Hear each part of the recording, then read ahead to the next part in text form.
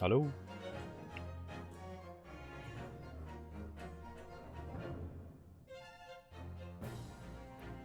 Lawyer things, lawyer things, The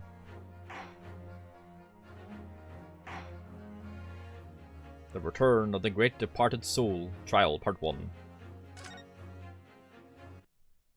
I think we had taken an intermission in the trial.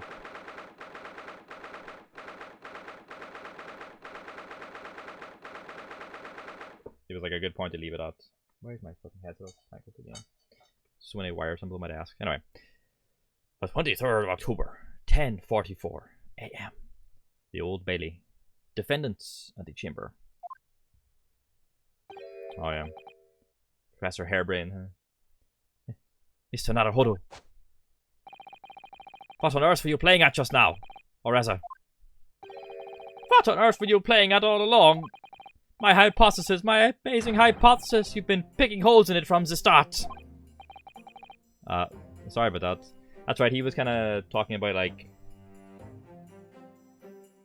Oh, switching the levels here. Yeah, he's like digging himself into a corner in the court. He's kind of like, it definitely happened? What are we talking about? Like, oh, okay.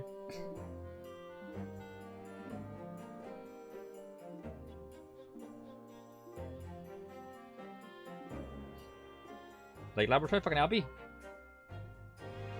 Stop reporting. But you promised me. You said you'd prove that dratted explosion was an accident, not murder. You said you'd keep my precious invention from falling into anyone else's hands. But all you've done so far is try to undermine me. Yes, I did make your promise. You're right. I said that I believe in you and fight for your freedom to the very end. But I also told you I was no scientist. I don't understand your hypothesis. The fact is, there's an undeniable flaw in your logic, isn't there? But if I just run through some equations... Yes, you see, it's because my work is incomplete. Perhaps it is. Nevertheless, a man died as a consequence, didn't he? Oh. Oh, no! You're right. You're so right. It's all my fault. They have no right to blame you for my failures. I'm a disaster. Not just as a scientist, but as a human being. Well, that might be a little over the top. And Vive runs the subject. Huh. What about Barak? He's being awful. Blaming his old university friend to be a murderer, you mean? He's a disaster. Not just as a prosecutor, but as a human being. Oh, but no. Wait. He's a Reaper, isn't he? Perhaps he's not classified as Homo sapient anymore? Wow, that's cleared up. He's a mutant, huh? Hello, Feral. Welcome in. You haven't missed much. Sure, we missed you yesterday, huh? There was like a wee hole, like a sunflower-shaped hole in our hearts, huh? Yesterday, huh? Everyone was asking about you. Hope you're doing alright, boss. We've really only just started, so. Can I double check something with you? Ah, yes, what? The machine and demonstration you prepared. They were based entirely on your hypothesis, I presume. There was no trickery involved. I chose the plans for the machine with my very own hands. Every line was painstakingly drawn with the firm belief that science is the only future. So yes, it's true that my hypothesis hasn't reached maturity yet. But please, Mr. Naruhodo, you must believe in it. Alright, Professor. I understand. I had my friend over for a few days, and we made a chocolate haunted house and some raspberry and white chocolate cupcakes. Oh. Cupcakes sound amazing, huh? That's my go-to for cookies from Tesco's. The raspberry and white chocolate ones. They're fucking amazing.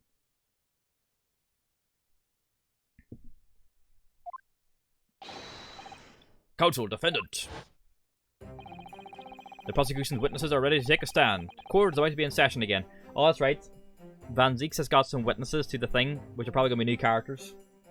So prepare for some new wacky characters. Unless one of them is the lady from the Wax Museum. Doing well, Feral, yeah. Tiring week just, but doing well. Bayonetta was a ton of fun yesterday, so.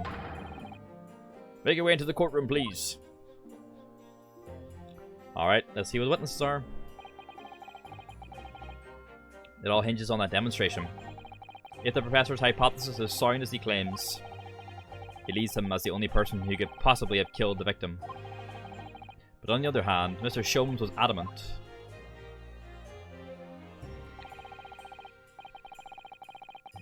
A practical implementation, such as was attempted by the professor at the Great Exhibition, is quite impossible.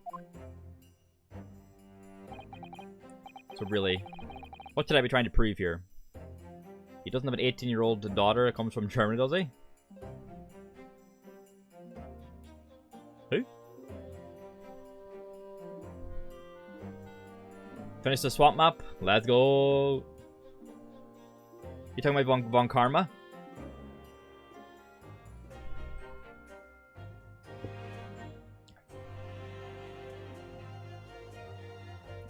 Von Karma's a lot of fun.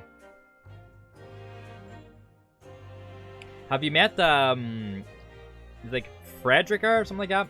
The girl, is that who you're talking about? She is. Sheesh.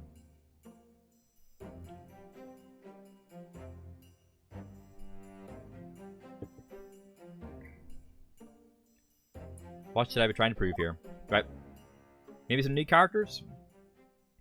One of them might be Witch Mommy from the museum. That might be some new characters. You have? It's pretty good. 23rd of October, 11 AM, the Old Bailey courtroom. Right. Who are these witnesses? Van Zieks.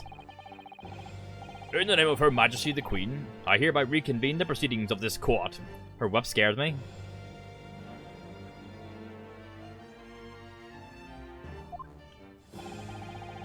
Counsels for the defense and prosecution, are you ready for the new witnesses to testify? The prosecution is ready, my lord. As is the defense, my lord. So, Lord Van Zieks, I believe these next witnesses saw the demonstration on the day in question with their own eyes? Indeed, they did.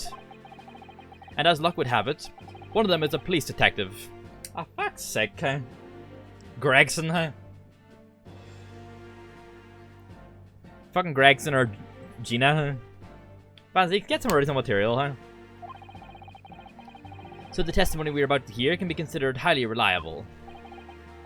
Perfect. A detective of all people.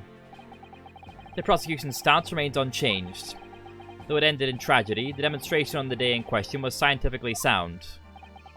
And consequently, the sole person with the opportunity to have committed this act of murder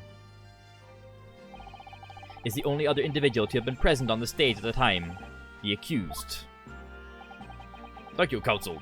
The prosecution's position is clear. So, bring forth your witnesses now. Bailiff, show the witnesses in.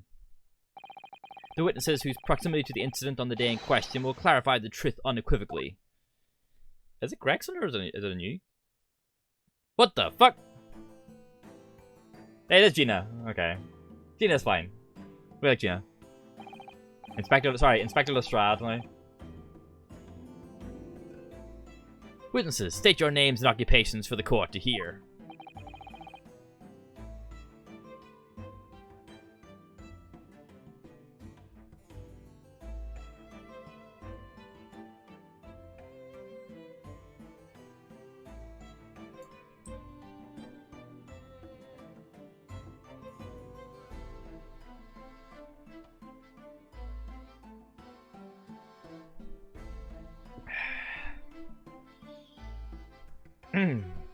What are we doing here?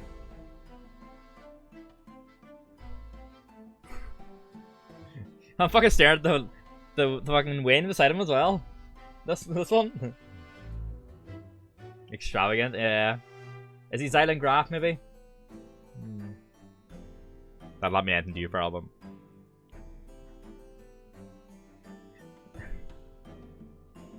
My name is Balthazar Loon. I am the impresario of all the hot air balloons in vicinity of the Experimento stage.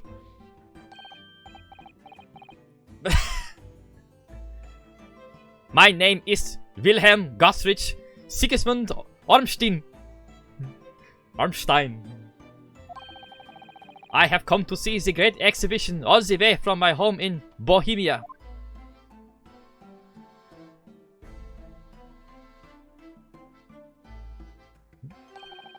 I'm very rich. Gots, huh? Inspector Gina Lestrade, Scotland Yard. I'm a great detective. Even Sherlock Sholmes agrees. I was on security duty at the exhibition, and I got to go up on one of them balloons. It was amazing. We like Gina in this house, huh? He's Austrian, not really, but yes, really. Oh. He's the one that your girl likes in Gravity Falls, huh? Oh, my prince! That one. He's Austrian, right?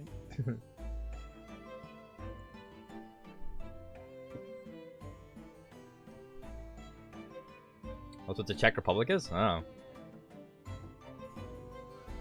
What do you call that character from Gravity Falls? The one whose voice I couldn't stand, huh? Grinda, right?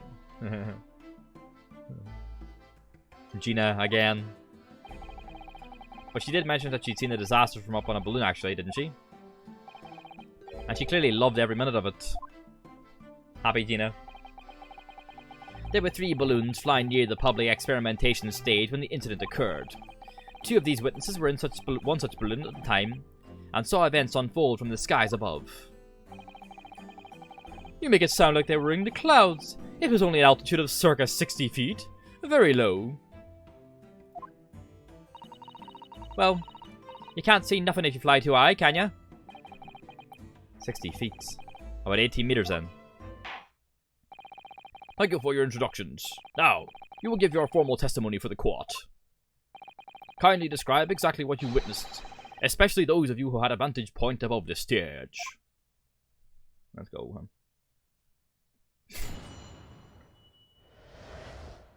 The view from 60 feet up. It was an incident terrible. I am only grateful that my balloons were not damaged. There's this huge bang from the stage, and then the next second, another bang in the sky beside us. And from amidst the smoke, a cage appeared out of nowhere. The cage, it fell from the sky like a stone, and crashed into the crystal tower. I didn't get a good look inside the cage, but no one went near it after it crashed into the tower. Okay.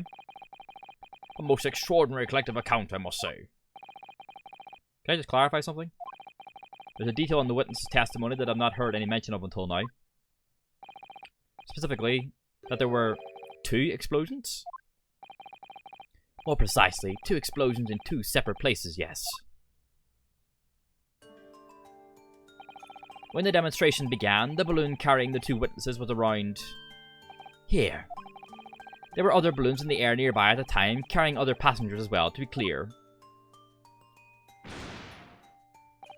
Then, as power was supplied to the machine for the demonstration, the first explosion occurred.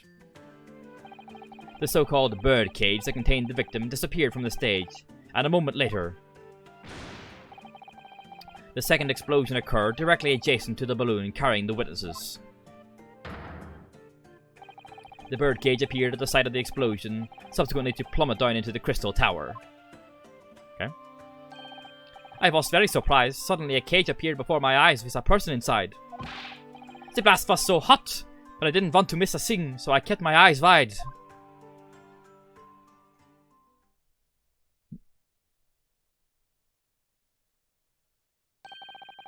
I still have lots of money. Precisely. Who is this curious infant? I'm told he's a young noble of Bohemian royalty. Apparently, he disguised himself in order to steal unnoticed into the great exhibition. Yeah, I'm here in London on a sightseeing trip with my elementary school. We will have the benefit of a child's point of view in the testimony. Do you really need that? The mask's on. When I remove my mask, this is what I look like. Oh, yes, I see. A delightful face, I'm sure. Yeah, everybody says so. Great disguise, then. The point is, the testimony of these witnesses further substantiates the facts for the court. Namely, that despite ending in an explosion, instantaneous kinesis was successfully demonstrated. And furthermore, that until the arrival of the police, no one approached the crystal tower where the victim fell. Therefore, only the accused, who was with Mr. Asman on the stage, could possibly have committed the murder. Yes, thank you, counsel. The prosecution's views on the matter are quite clear. So, the defense's cross-examination now, please. Yes, my lord. Alright. Let's pack a shit apart.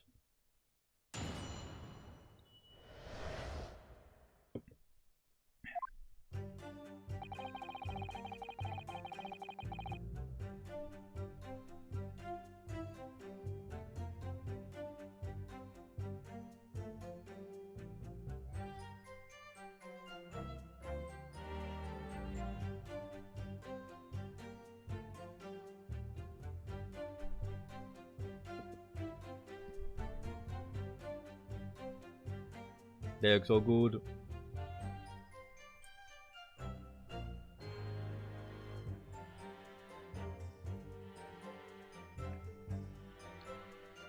Right, his balloons weren't damaged. Okay.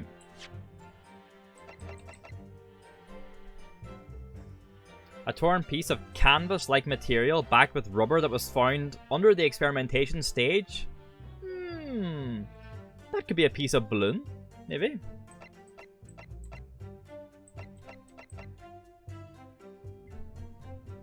Objection. Shit. I had to press him about it first.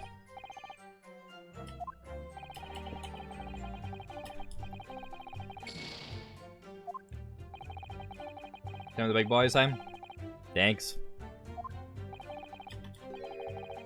I think that piece of fabric we found is a piece of balloon. So I'm gonna like... Because the second bang could have been a balloon blowing up, right? I need to press him on that. Hold it. There were 3 balloons flying above the experimentation stage at the time, I understand. See. All 3 of them my bellissima bambini. They are very popular, signor. Some people will pay £10 for one ride. £10? That's more than my annual stipend. £20 a month, that is my pocket money. Royals have all the luck. I got up there for free, I did. Played the old, I work for Her Majesty's Police card, you know. Detectives have all the luck. If they're so popular, why would you be only operating in such a small number of balloons, though? Because if I have too many in disguise, they could crash into each other. The operators for the balloons were decided by lots, with each operator manning a particular area. See, and the zone made above public experimentation stage is the most profitable. The other impresarios, they hate me. Thank you, witness. I think the court has a clear picture of the arrangements for balloon rides at the exhibition. Perhaps we could hear more about what you actually witnessed on the incident. Right, I can fill you in there, my lord.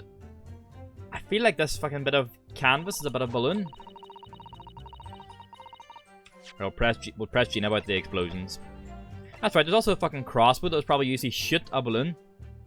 Probably what happened.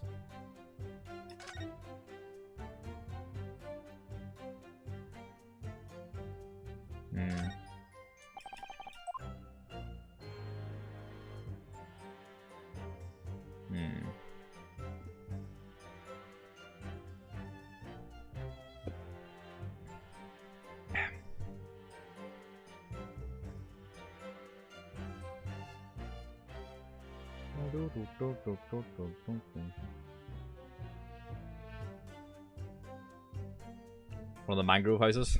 Nice.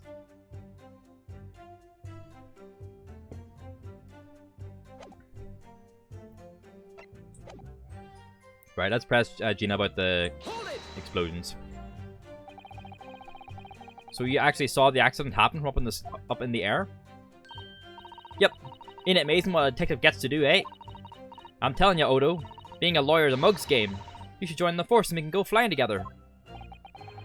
You know me so well. Yes, well, anyway. Could you tell us exactly what you saw, do you think? Everything. We saw everything. Because we were up above it all. That dodgy Clove climbing into the cage. And that dodgy professor pulling all them levers. And that's when it happened. That's where there was a massive bang and the cage disappeared, just like that. You were describing the moment the subject's body was decomposed by the electricity, I believe. I didn't know what to make of it. But then there was another bang right in my ear. I looked round and there was a huge great fireball right next to us in the sky. And there was nothing there before. Oh. Excuse me. It's probably a fucking balloon blown up. Master Guts. Does your memory of the day differ? My teacher at elementary school said that when you meet someone for the first time, you should always use their full name. Yes, what was it again? This is, Percy introducing himself and in Critical Role, huh? Wilhelm Gottsrich. Oh, Gottsrich. Sigismund Ormstein.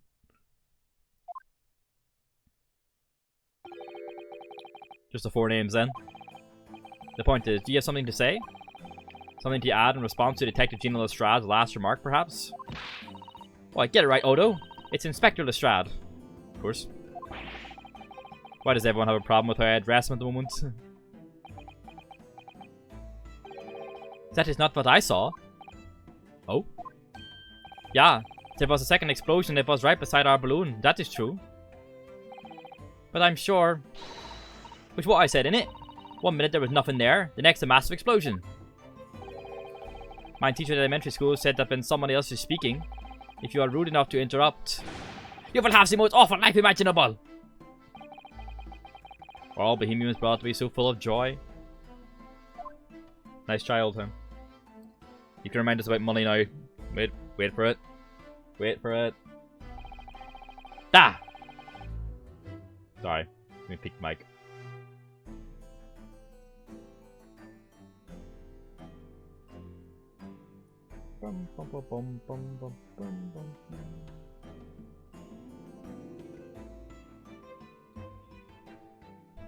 Just before the second explosion happened next to our balloon, I clearly witnessed a green balloon flying into the sky. Yep. And that's the bit of fabric we have, right? Told you there was a fucking balloon that got burst. I'm sure. Okay, Noodle. Come back to us quick, please. A green balloon? Hey, you what? I never saw nothing like that. Well, I did. I saw it. You can't say I didn't. I will complain to the council. I will cry and scream. My testimony is the truth. I am Bohemian Prince. You cannot say it's a lie. That is not allowed. Playing the beaten royalty card, are you? Typical. Says the orphan who likes to remind people she works for Her Majesty's police. In that case, young man, I must ask you to amend your formal testimony. Now we can present the green fabric. In the interest of cordial national relations between Great Britain and Bohemia. Here we go, Tiny nailed them. It was not the sky that exploded, it was a green balloon that was next to ours at the time. Objection. Fuck. No, I wanted to show evidence for it. No. Oh god, we're getting fucking hammered. I wanted to show evidence. Rossi, it's been a week, a week and a bit. Maybe we press him on this. We'll see.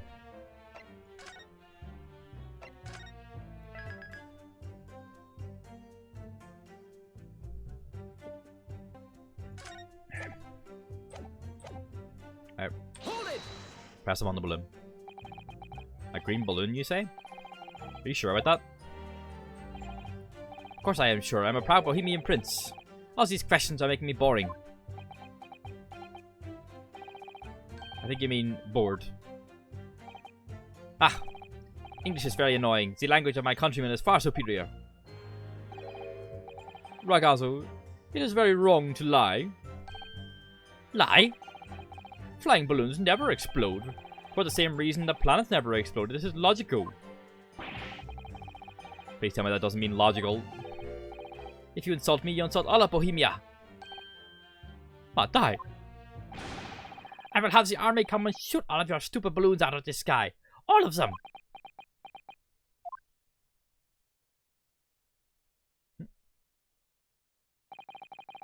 Here you are, your highness. If only all international incidents were so easily resolved. Now that peaceful relations have been restored here in the courtroom, perhaps we could return to the testimony. Did you also see the moment the cage materialized, Mr. Lun? No, I did not see the explosion myself. However, because nothing to present with the green thing. The cage had fell from the sky like a stone and crashed into the crystal tower. Okay. Hold it!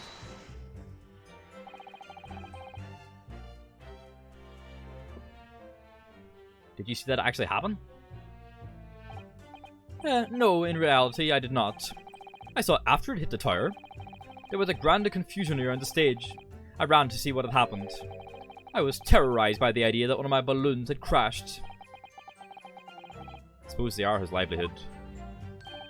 But when I looked up to the sky, all my precious balloons were still there. So the green one was like one of the other people, right? Not one of his ones, but like one of the rivals, I guess, from a different area. Maybe it like drifted in or something.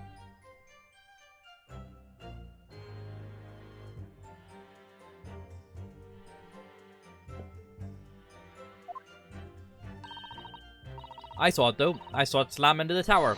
After all, I'm a detective now. And tell us what you saw, Inspector Lestrade. That's what I like to hear. Let's go, Gina. I didn't get a good look inside the cage, but no one went near it after it crashed into the tower. Okay. Hold it! Was it you who gave the order to keep people away? Eh? You sure, Ed Odo. How could it have been me? I was up in a balloon, weren't I? Right. So because I weren't available, it was the boss who had to leg it over there. He was getting shoved and kicked all over by the panicked spectators as he tried to seal off the scene. It was a real sight to behold, I can tell you. Amazing. For Inspector Gregson. So anyway, I couldn't see the case that well because all the smoke. And I didn't really want to see, to be honest. I was scared at my wits. Keep it together, Inspector. Nothing. The prosecution really is asserting that the demonstration was genuine. But what if it was actually some kind of switch-around trick instead? That would mean that the victim was never actually on the stage in the first place.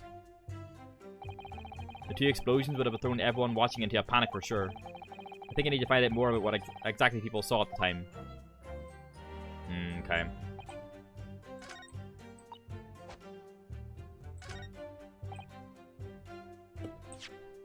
Go save here.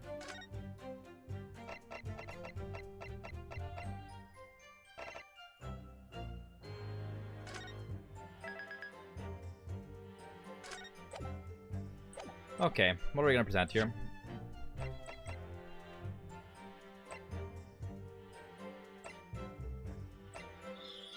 Scorch marks.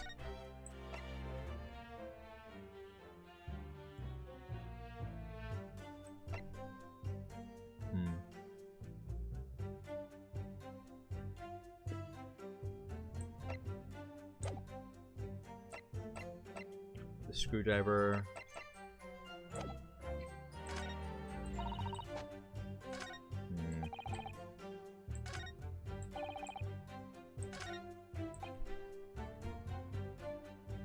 Bum bum bum bum bum.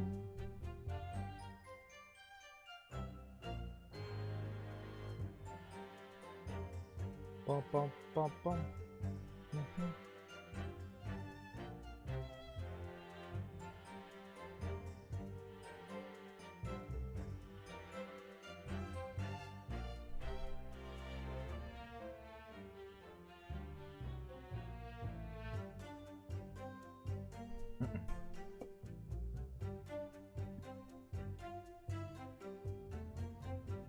Okay.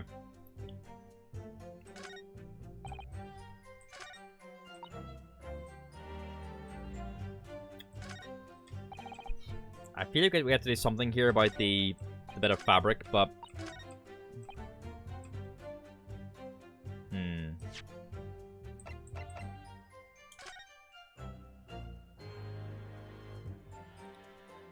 dodgy crossbow thing here.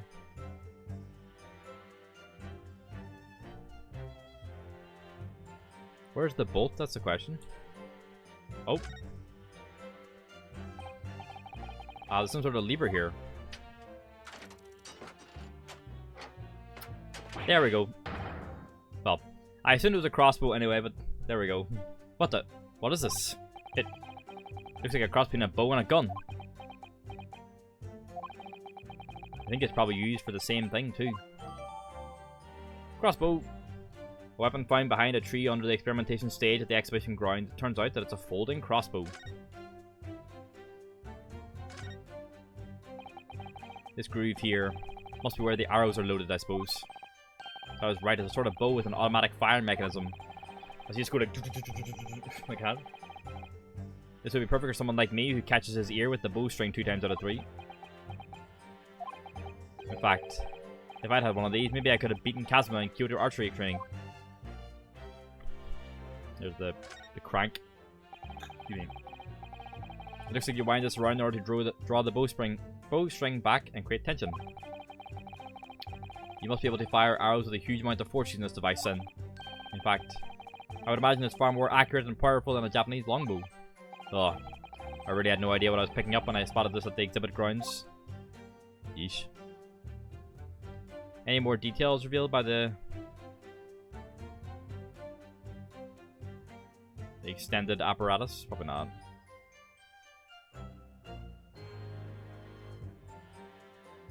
Cool though.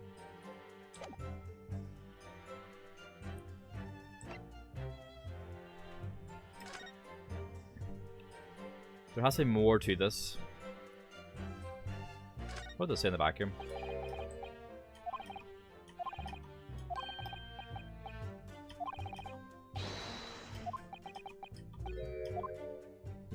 Rinosuke's musing at some a raincoat, but I imagine it's the fabric of a balloon. Well, it's like what to present, you know?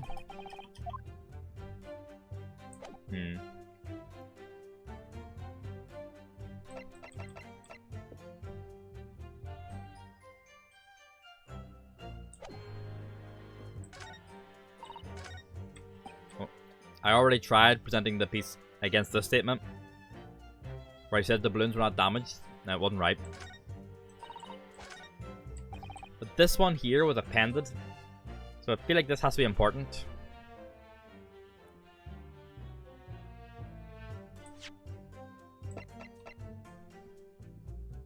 Objection. Yep.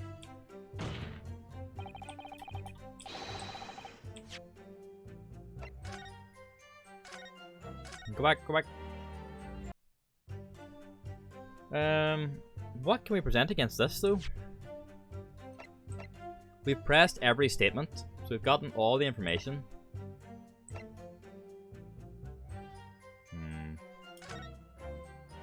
Was he shot with an arrow? Is that why him bleeding?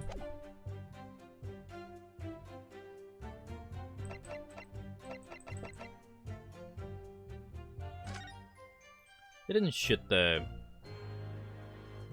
screwdriver, did they? Wouldn't have fit under the crossbow. What do you call it? Like Albert or something, didn't they? He gives it a name.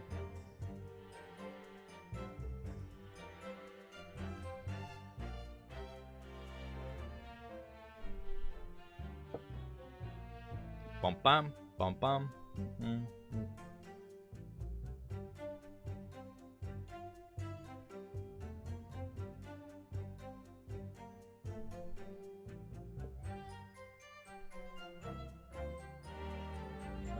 Okay.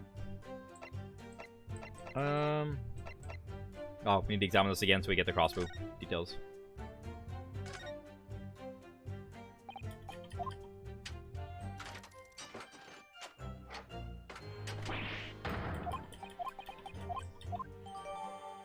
There we go. Bring yourself back up to speed.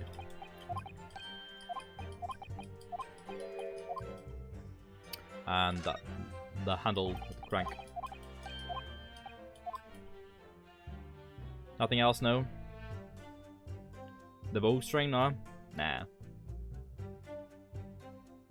Any secret compartments? Nope.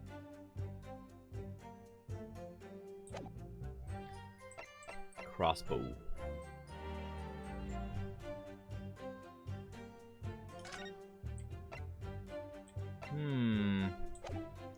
I think it was shot.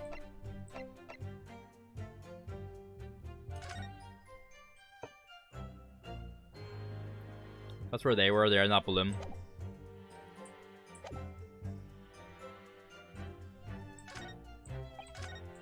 We've already pressed them on this one. This, like...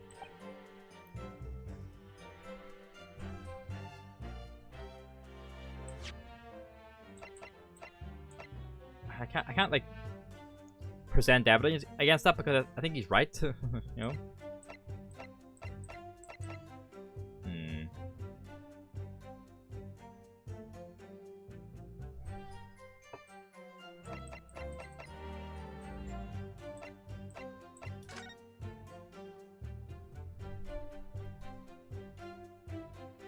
No, doing that.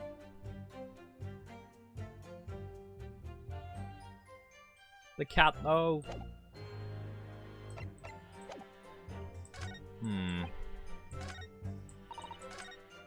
Let's go back around just.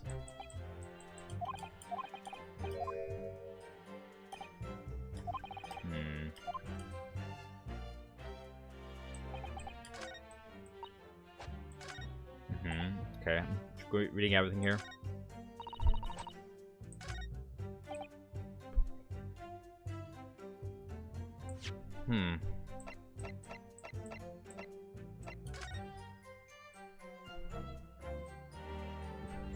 Excuse me. No sign it would ever hit him anyway. So there was a crossbow bolt or an arrow, then long gone. But they call it a stab wound, so they're trying to make you think it's like a knife or the screwdriver or something.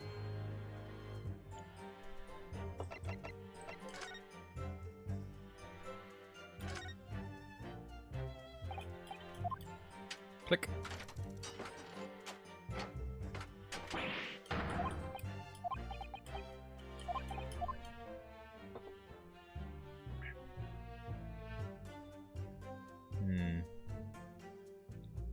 I know the handle's used for like cranking back the bowstring, but I think my rapid fire idea even better, huh? Crossbow minigun? It's like don't know how you would load them like, but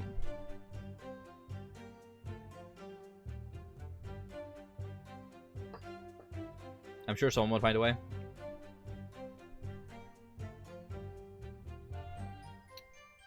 I am, but stomp time.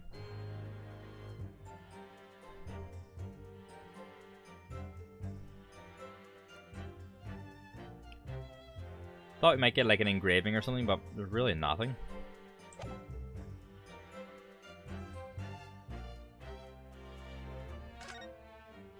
And then the burnt fabric. We just have no way right now of proving that's from a balloon. That's the problem. Renosuke's musings think it's a coat, so we have no discernible way of proving what it is, which is our problem.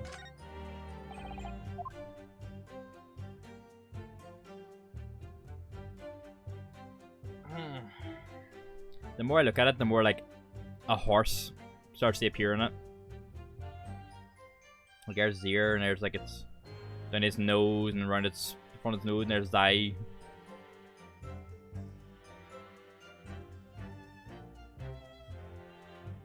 This is just like a it's just a scrap. You see a llama? I can see it, yeah. Similar shape at least, yeah. Are you still playing The Sims these days, Feral, or are you on something else now? Do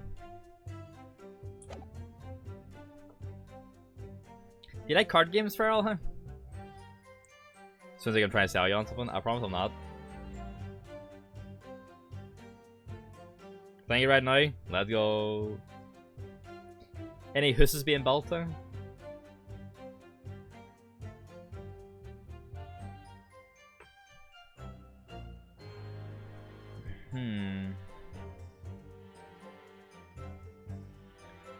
trying to take in all the evidence we have.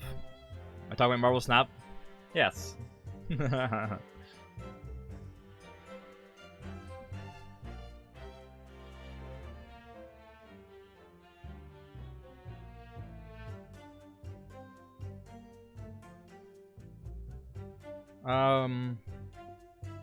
Not the sky that exploded, it was a green balloon that was next to ours at the time.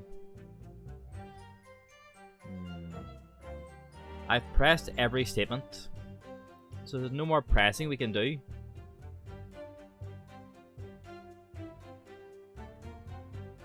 But what?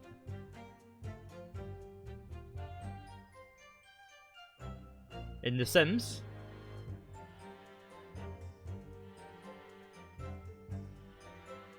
God. What are you making them do? Fucking taking away the ladder when they're in the pool and they just drown? Yes, very unexpected. Who could have seen that happen now?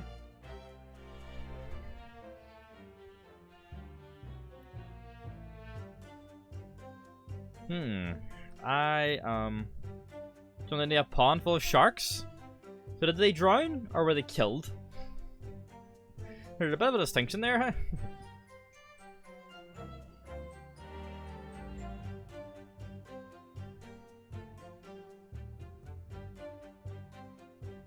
Oh, I see, huh? Drowned for the court, sign yeah. Yes. Yes, Judge, they drowned, huh? I didn't know they were in our pool.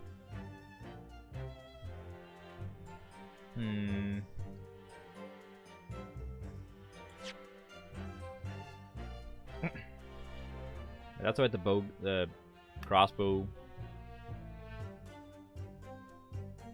Stole the crossbow. It bites on the leg before they jumped in. Big mosquitoes, huh? I know that mosquitoes don't actually have big teeth, but these ones did, huh?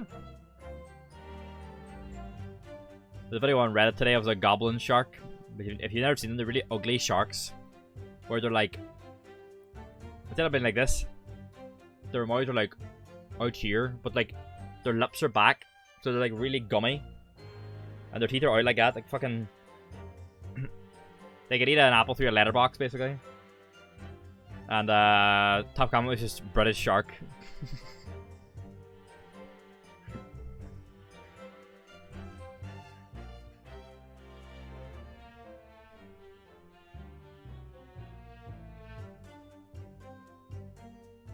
What are we doing here? You love those sharks? They're freaky looking, huh? They're weird boys. It was not the sky that exploded, it was a green balloon that was next to ours at the time. I tried to remember what I actually presented. At what stages. I'm not sure. But they usually only make them alter their statements if it's important, because you're actually trying to chase down a lead in that direction, you know, so we have to be able to do something to this. I don't know if it's the crossbow or it's the piece. I'm gonna overwrite those saves.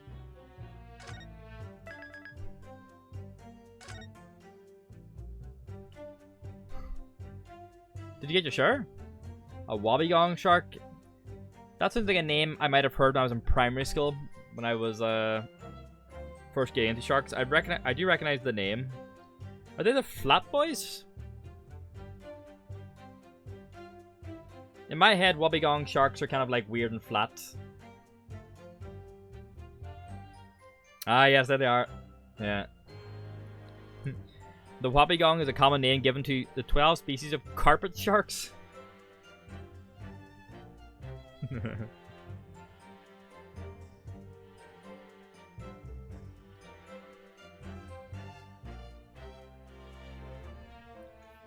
Funny, isn't it?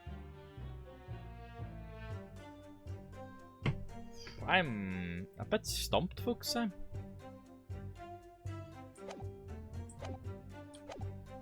feel like we have to use the... It's this statement here, I think. Camouflaging fox. Ocean's fucking terrifying, man, hey? Bloody stonefish and all that shite. No, no thanks. I still remember when I was on holiday with my family one time. We were out on like the pier. And in the water beside us was like an old man and a young girl. Hopefully a grandparent and their grandchild. And they were surrounded by jellyfish. I'm like, nope. No thanks.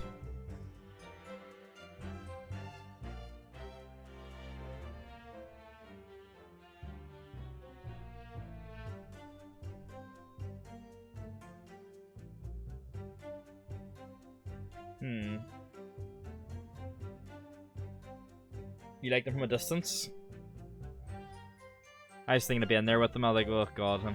Portuguese men of war as well. They're scary.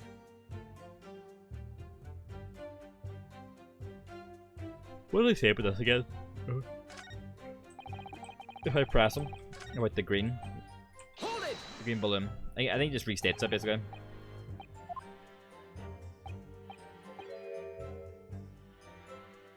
And no one's reacting.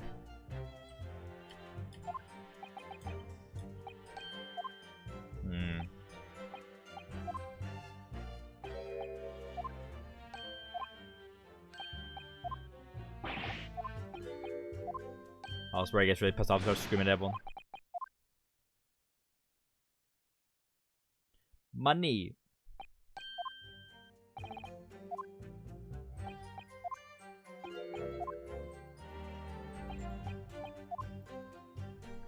Worst thing that ever happened is we walked around the stones to get the little pools and it all cuts under our toes. Oh. I remember when I was in primary school. I got bullied quite a lot in primary school, so you're always looking for a way to be like not accepted yes as well, like, but don't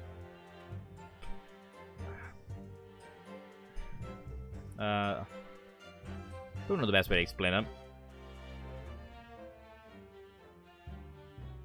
Not take you seriously. Something along those lines. And in the later years of primary school, when Yu-Gi-Oh had just taken off, so I used to lie. As you do, you know. You make things up to make yourself seem more interesting, and they kind of like protect yourself, right? You shield yourself with a fantastical. You try to protect your, like, who you actually are. And I had a story going where I went to the Yu-Gi-Oh! World Tournament in Florida. I was 11 at the time, by the way. Then my parents took me to the Yu-Gi-Oh! World Tournament in Florida. And I ended up coming 8th. Couldn't put it too high. It had to be somewhat believable. So I told them I came 8th. And then I also told them that we were walking home. And if you think that's where the story is ridiculous, it got worse than that. I told them when we were walking home one night, we were walking along the ocean. Whatever the fuck that means, I don't know. In my head, when I was telling the story, we weren't on the beach. We were just like walking along like a footpath, and then like the ocean was like, there was like, I don't know, grass and then the ocean. And I said a great white shark came out of the water trying to get me.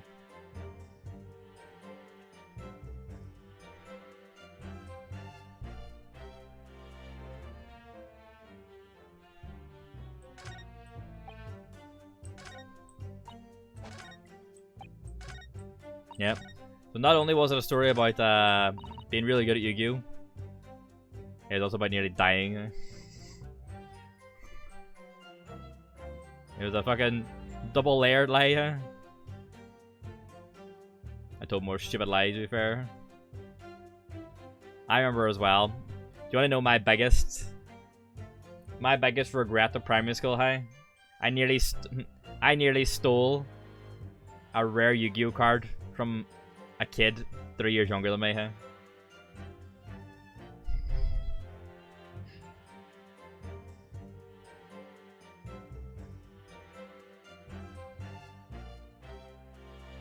Yeah, I told more stupid lies for my actual friends. This is just purely fantastical to see. Just so they had something to talk about rather than bully me, you know.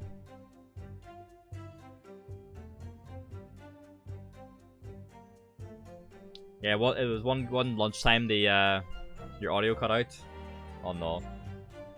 I nearly my biggest regret in primary school was when I nearly stole a rare Yu-Gi-Oh card from. I was P7, they were P4, so they were 3 years younger than me. So they would have been 8 or 9. Told people my grandpa had dolphins and giant rabbits that you could ride. Kids tell lies all the time, don't they? Yeah, these kids are playing Yu-Gi-Oh! These two like P4s, and there was a big gust of wind, and their cards went everywhere. Because the place in the playground where like every lunchtime people would play Yu-Gi-Oh! Was like a little inlet into the wall where two people could barely fit, and your playing mat. Every lunchtime was fucking great. You would go out and there was always people playing, so good. Like for like 2 years. And the wind came and the cards went flying, and one landed near me, and I picked it up and saw what it was, and just like bloop, in my pocket. And they got all the cards back, and the kids started getting really sad. Like, where's my Uriah? Where's my Uriah? And I felt really bad. So I like slipped it out of my pocket and like bent down on the ground and went like, oh, there it is there. Couldn't do it, Tim. Couldn't do it. What else? I've told Noodle about this, like, but my brother, not my youngest brother, but my younger brother, told a lie to the newspaper once, and it's permanently enshrined in my grandparents' house. When he was in nursery school, so he would have been 3. I'm trying to get around solving this mystery. No, I'm giving time for my brain to work because I don't know what to do.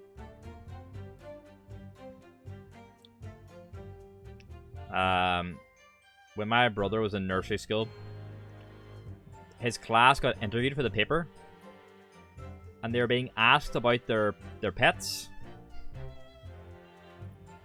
and a bunch of them who got interviewed were put in the paper in like a newspaper article, and that newspaper article has been ripped out and stored in my grandparents' house for nearly 20 years. It's very yellow now. But so at the time we maybe had one cat, maybe, and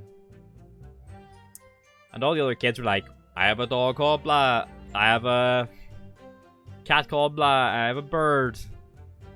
And then came my brother and he's like, we have 6 sheep, 3 cows, 5 chickens, 6 dogs, 15 pigs, and a cat called Raggy. And my parents, the fucking article came out and they were like, what is this? So that wee newspaper clipping is now in my grandparents' house. It's been there for, like I said, near 20 years now. So. And our one cat, if we did have a cat at the time, was not called Raggy. His fucking name is made up, huh?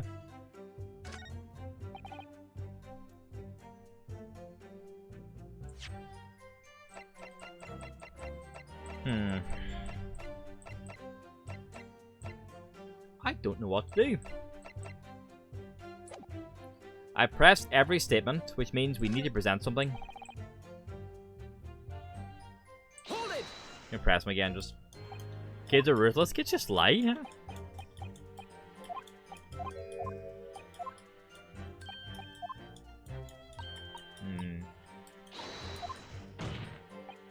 Accidentally stole something from my mom's workplace once.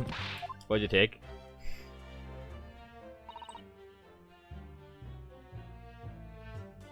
Hold it! What did Gina say about this one? Oh, he talks about Gregson giving the order to keep people away. That's right. That's right. One of those tiny kids books.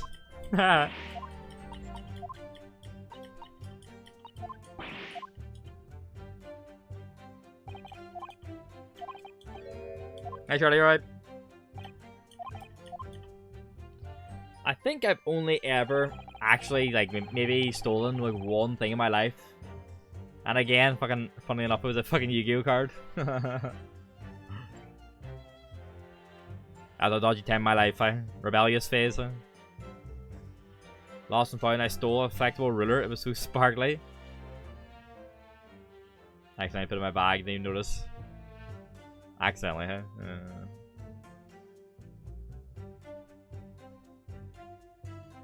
Yeah, you know, sometimes, so, Yu-Gi-Oh! Would put out these, like, tins.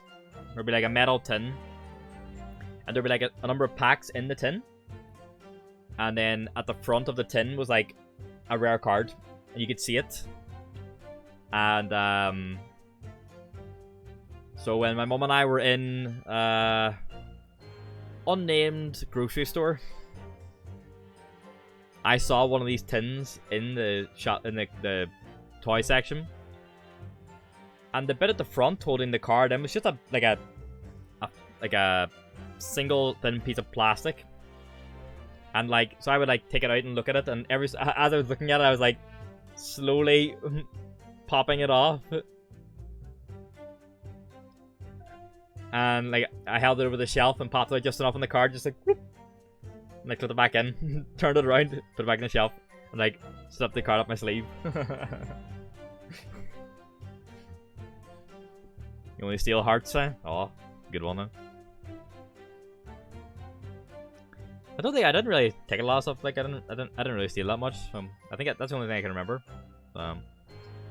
Chat, what the fuck are we doing? Hi, I don't know what to do. I'm stumped, and my brain's not kicking in.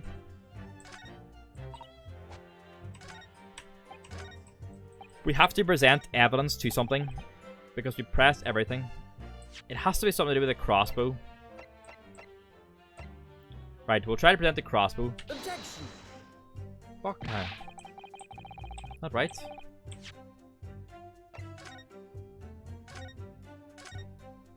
I don't have any contradictory information, because what he's saying is true. I think he's right, there was a green balloon.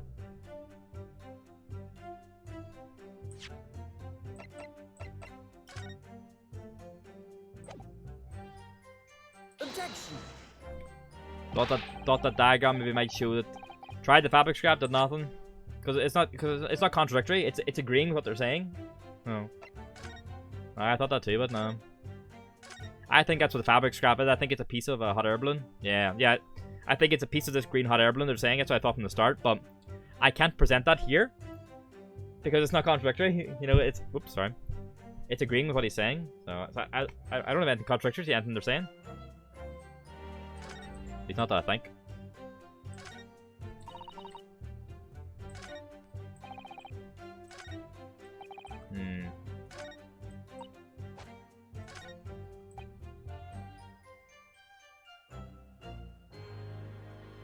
Yeah, but his statement got appended on, and that's always important.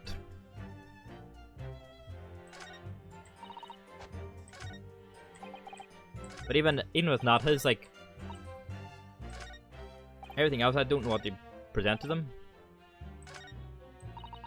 Your guys' balloons are blue. I think this green one was one of the competitors. I pressed everything, yeah, including the new statement, yeah. I think his 3 balloons, or whatever color they are, the green one I think is from like a competitor's area that maybe flew in or something like that. That's what I think happened. But we pressed everything. I pressed this one, I pressed this one. I pressed the original version of this and this one. But no one speaks up or anything, so I can't like then go after someone else.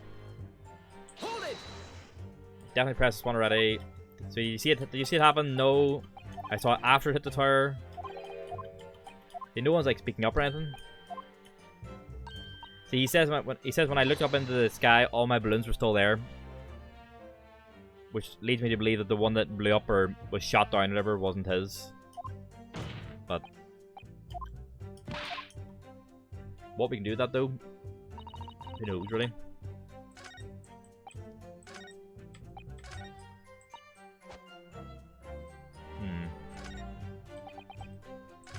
Yeah, also, if we redid the emotes with Ace-Attorney characters, Gino would be the pout.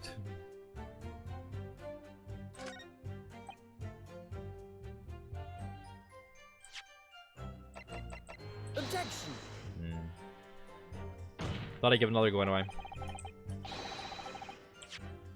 Yeah, that statement is at odds with the evidence, but the evidence is like, nope. And the evidence is like, oh, you're right, bozo.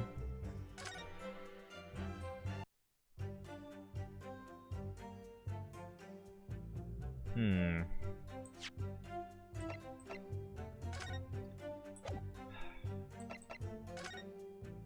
Is there nothing on this that indicates it's from a balloon? I don't think so. Renosuke just thinks it's a fucking raincoat. Like Renosuke. I know what it probably is.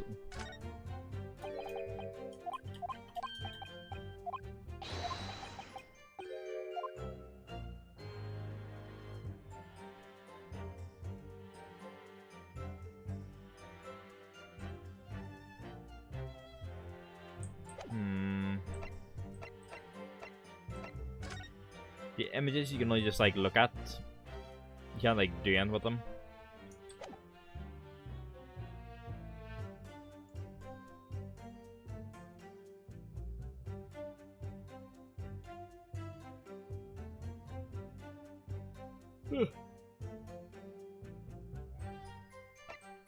Albert the screwdriver. Probably innocent. As being framed, perhaps.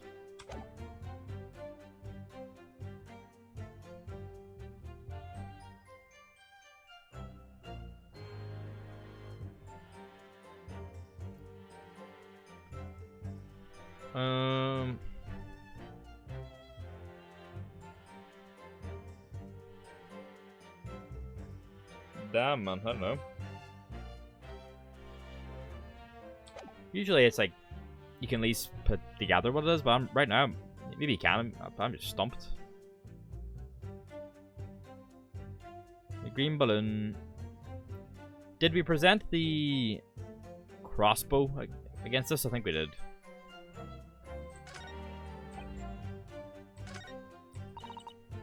No one went near it after it crashed into the tower. Cage, it fell from the sky like a stone, crashed into the crystal tower. Why not crash into the Millennium Tower?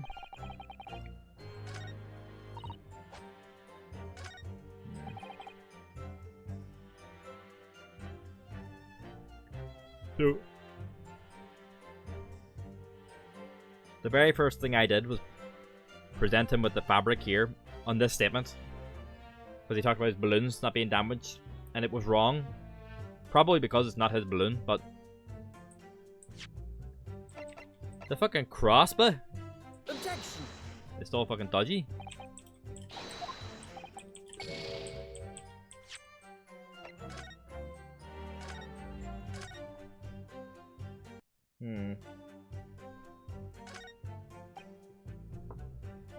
I think Renosuke's trying to...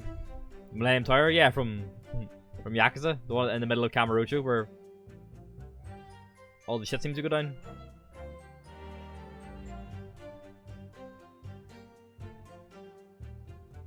So if I let this play to the end, Renosuke talks about what he thinks we're trying to do. It says here, the prosecution really is asserting that the demonstration was genuine, but what if it was actually some kind of switch around trick instead? That would mean that the victim was never actually on the stage in the first place. The two explosions would have thrown everyone watching into a panic for sure. I think I need to find out more about what exactly people saw at the time.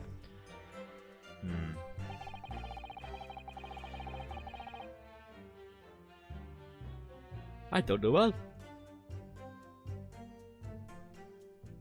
What's so yachty?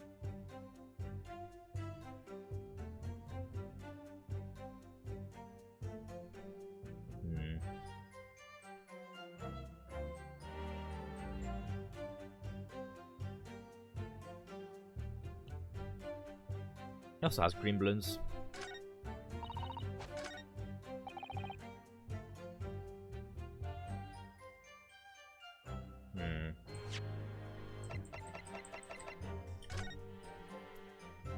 There's nothing more we can discern from the screwdriver, I don't think. The fact it's got little feet makes me laugh.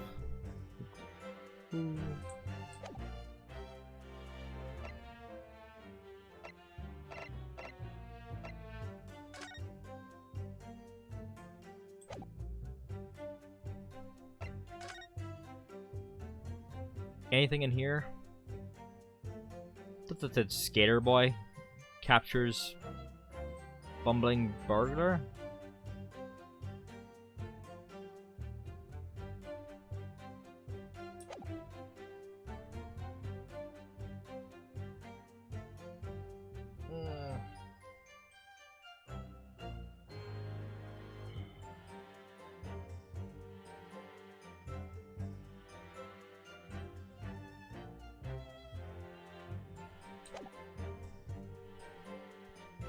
Maybe my brain's just not working tonight.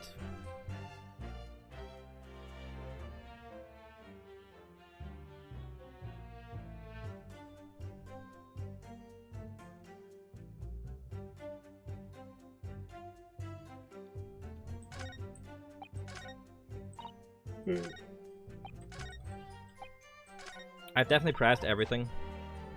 Hold it! Right, this statement of Gina's is what made your wee lad respond.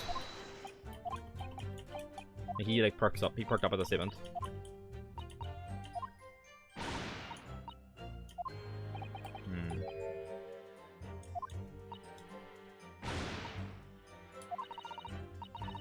Okay.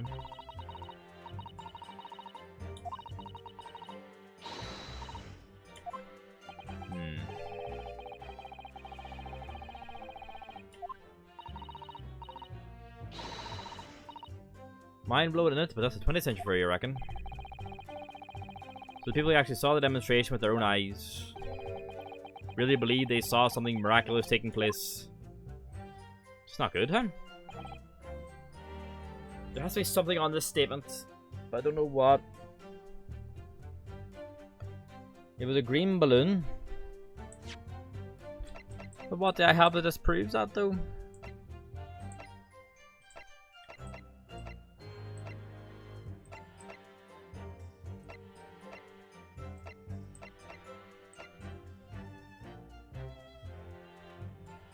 Ugh.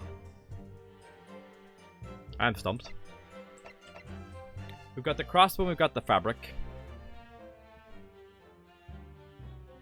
Assuming the crossbow you just shoot the fabric. Would a helium balloon explode if it was like pierced like that?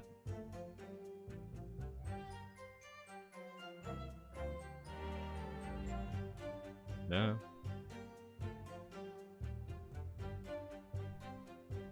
I don't think like when I think only pierced, I think of like Team Rocket's balloon from Pokemon where it just goes not that dramatic obviously, like, but I don't think it would explode. So the crossbow was probably used to shoot him because he has like a stab wound in his chest. The explosion came from something else.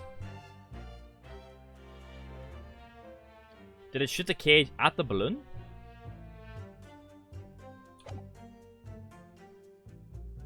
It will explode when yeah, when it's like ignited, right? Yeah.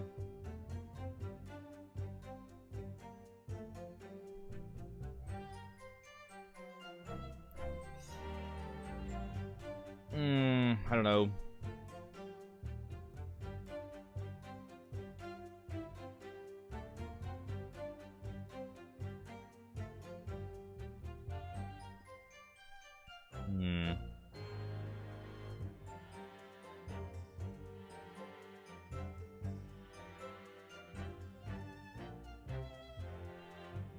The Chatterblins? Oh no, you're right. You're completely right. Don't know why my mind went helium. Maybe I was I watching something with helium in them? Oh. No, you're right. You're right. It's hot. It's just hot air. Yeah. You know why? For these fucking things here, huh?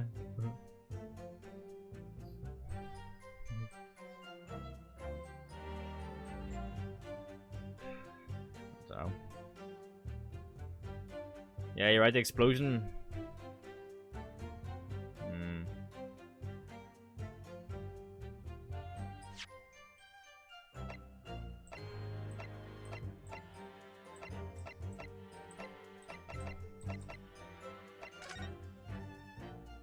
It doesn't seem like he's done an explosion.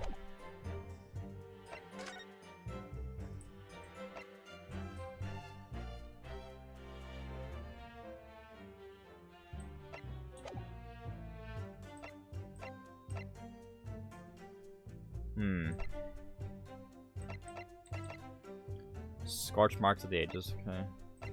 Rolling crossbow. Machine sketch, the paper, the armband. Where's the hidden messages?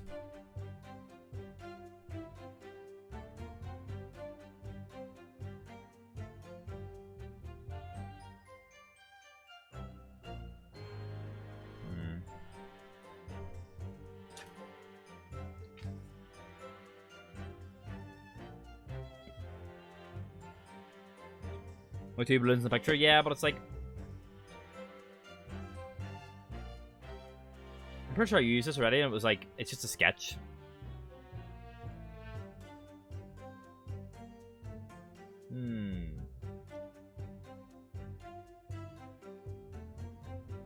Nothing. Were they planned to be there? Yeah, it's like tours or something. It's like... Who's the balloon guy? Who is he? He's just like one of the proprietors who's working the fair, really.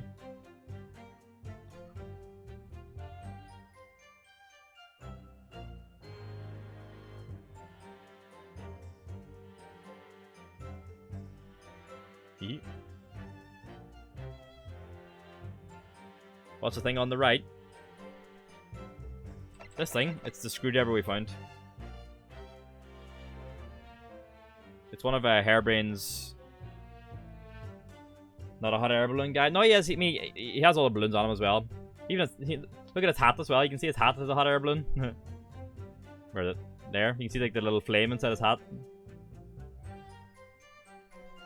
No, he's a balloon guy. He's got a handful of balloons as well. You want that hat? Not quite dangerous, huh? What if it just takes off on you? I'm going to press him about saying his balloons were unharmed. See what he says again. Hold it! 3 balloons flying. Yeah, all 3 of them I mine. They're very popular. Some people pay 10 points for one ride. No one's saying anything. He reminds us of his money. Royals of all the luck. Gina gets them for free. Detectives of all the luck. Why is you operating so little? Because they could crash into each other. So presumably that's what it was. But like, what did it crash into? He said none of his were harmed. No, the boy says he saw one that wasn't theirs, or he saw one that was up there. But he claims all his were fine. But we had nothing to prove it. We don't know what colors his are, so the green one could have been his. No. He talks about the other impresarios, so...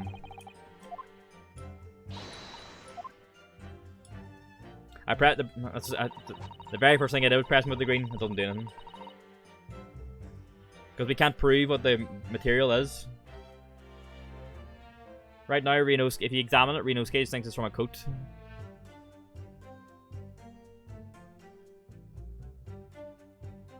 Hold it! What did Gina say about this again? Gina said she saw it.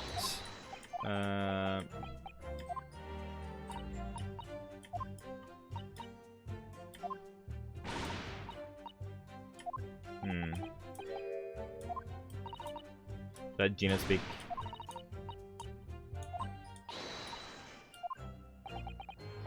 So she says the cage appeared at a second explosion.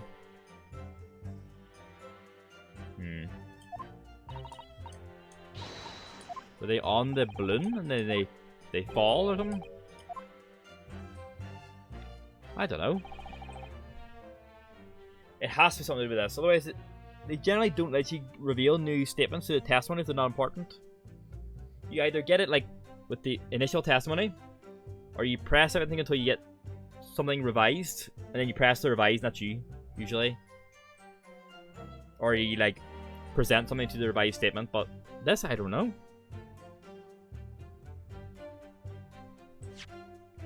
You're saying a green balloon exploded. Objection! But if you present that, it doesn't do anything. You know, so.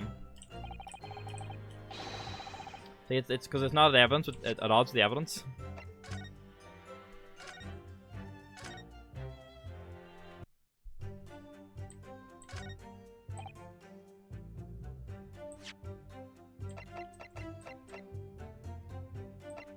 Yeah, all of them have definitely been impressed, yeah. See, the one about the green balloon exploding is the only one that actually revealed anything new. Everything else, they just talked and then it proceeded.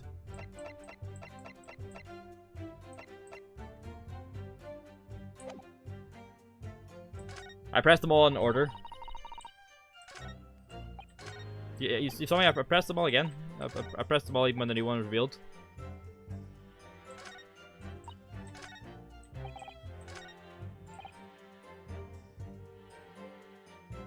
He says he didn't see this happen. Gina, if you press Gina about this, she just tells you about Gregson. The one with the green fabric. No, I've done it again. I've done it again since then as well.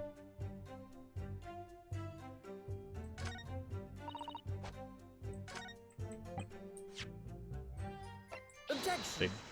Ah! There you go. Fuck me running, huh? There you go. Well, I guess I didn't. Well, there you go. That's my bad then. I could have sworn I did it. You heard me though. I was saying we're on the right. I was on the right path. I could have sworn I already did it, but there you go. All right. Thank you for making me double check. Otherwise, I wouldn't have done it. Thank you. All right, let's fucking nail this bastard too. Master Loon, in your testimony. You said that all 3 of the balloons you had operating at the time were undamaged. See, that is correct. If they had been caught in the explosions, it would have been terrible. I wonder if you might know what this is. Ah, I think it may be. See, a part of a balloon? A burnt piece of the fabric of the envelope? Sorry, the envelope. Pardon.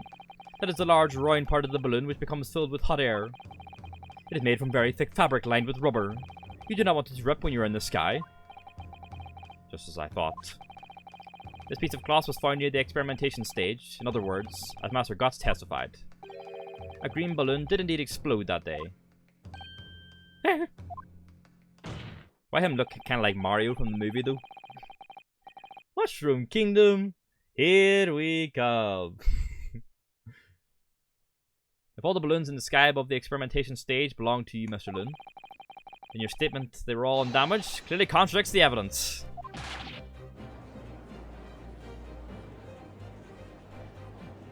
If a balloon exploded that day, why didn't the man say so? Maybe everyone on board was killed.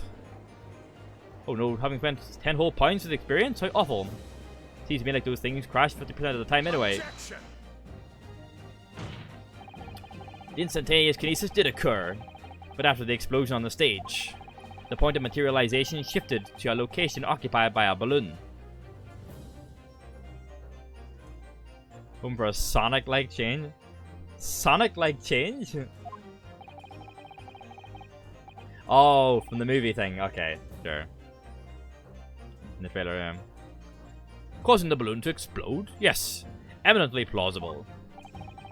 An unfortunate traffic accident, as it were, but it changes nothing about the pertinent facts.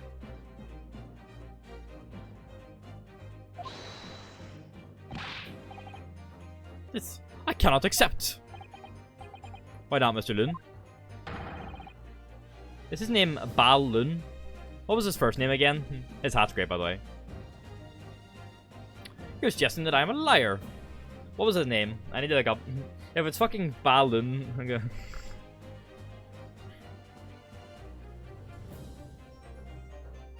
Balthazar Loon, yeah. Man's name is Balloon. Yeah, I remember the Sonic thing, yeah. You're suggesting that I'm a liar. That person's died in a balloon incident.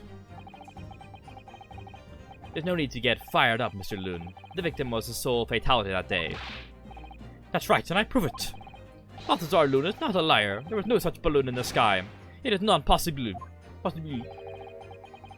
You're saying it's impossible? Why? This court has more important matters to discuss than the number of balloons that were operating that day. Objection. But we can't ignore the fact that nobody appears to have known anything about this other balloon until now. My lord, the defense calls for further testimony from Mr. Lun. I concur. There is clearly more to the truth here than meets the eye. It's imperative that we clear up the issue of this phantom balloon, I feel. Witness, you will give supplementary testimony about the balloons you were operating at the exhibition. Ah. Grazie, my lord. Alright, is it just him talking now? Witness testimony. Mr. Lun's balloons. As I said, Balthazar Lun is no liar. Every balloon I had in the sky landed safely. All 3 of my balloons were carrying passengers. If they fell to the ground in an explosion, what a catastrophe. But you can't get away from the fact that a burned up bit of cloth was found at the scene, can you? The coppers at the yard reckoned it was probably some debris thrown from the explosion on the stage. This stupid old ragazzo was mistaken. My balloons had the red and blue zigzag stripes anyway. So he's claiming the green isn't his. So your assertion is that the balloon this child saw was not one belonging to you? Yeah, it's probably from like one of the competitors, right? See, exactamente, if you even saw a balloon in the first place. I do not like the sound of it. It is very bad for business. I have a good mind to sue the land of Bohemia. If you attack us, we will fight back. It will be war. All out war. Look at his buttons, have wee smiley faces on them. What happened to all out war? Mr. Luden certainly doesn't appear to be lying. But that doesn't change the fact that the testimony and evidence are contradictory here. If the defense is unable to find fault with the witnesses' statements, the court must consider them the truth. Think long and hard on that, my learned friend. The situation has clearly changed now. I have to get to the bottom of what happened here, no matter what it takes. Counsel, you may now cross-examine the witnesses. Alright, let's see.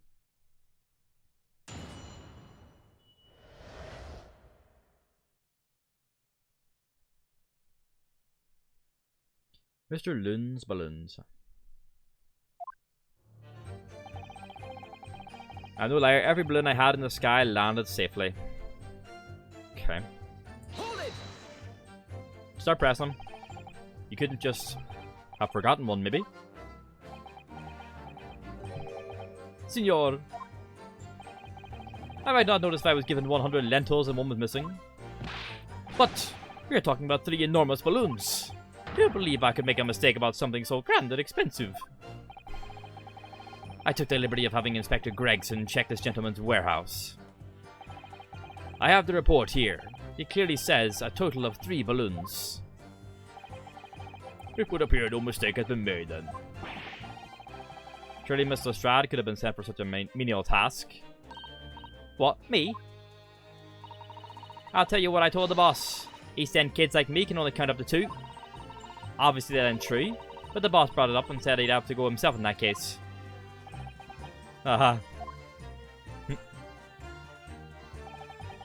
All 3 of my balloons were carrying passengers as they fell to the ground in an explosion. What a catastrophe.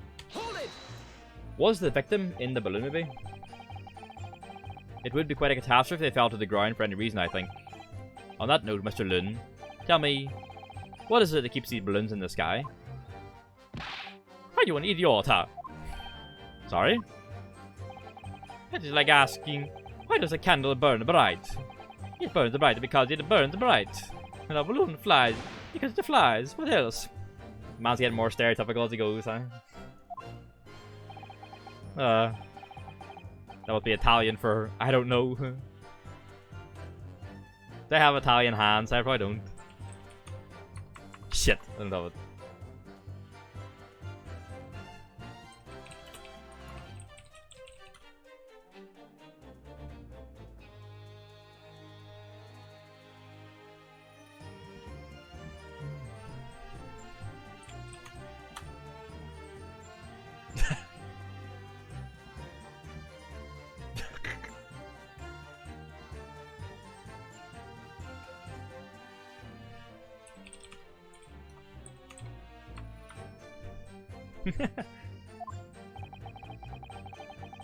There are 2 types of flying balloons, hot air balloons and gas balloons. Hot air balloons work on the principle of hot air being less dense than cold air, whereas gas balloons derive their lift by using a gas that is lighter than air. See, my balloons are filled with the magic gas, I believe. But they are gas balloons then. Hydrogen, lighter than air, but highly explosive. Good lord. Fucking Hindenburg, boys. Yep, them boys explode. I do not permit the smoking of the cigarettes in any of my balloons. The magic gas was not like a fire. Even a small spark of static electricity could cause the entire balloon to explode. In the work with a Zeppelin. I know. It was still hydrogen, wasn't it?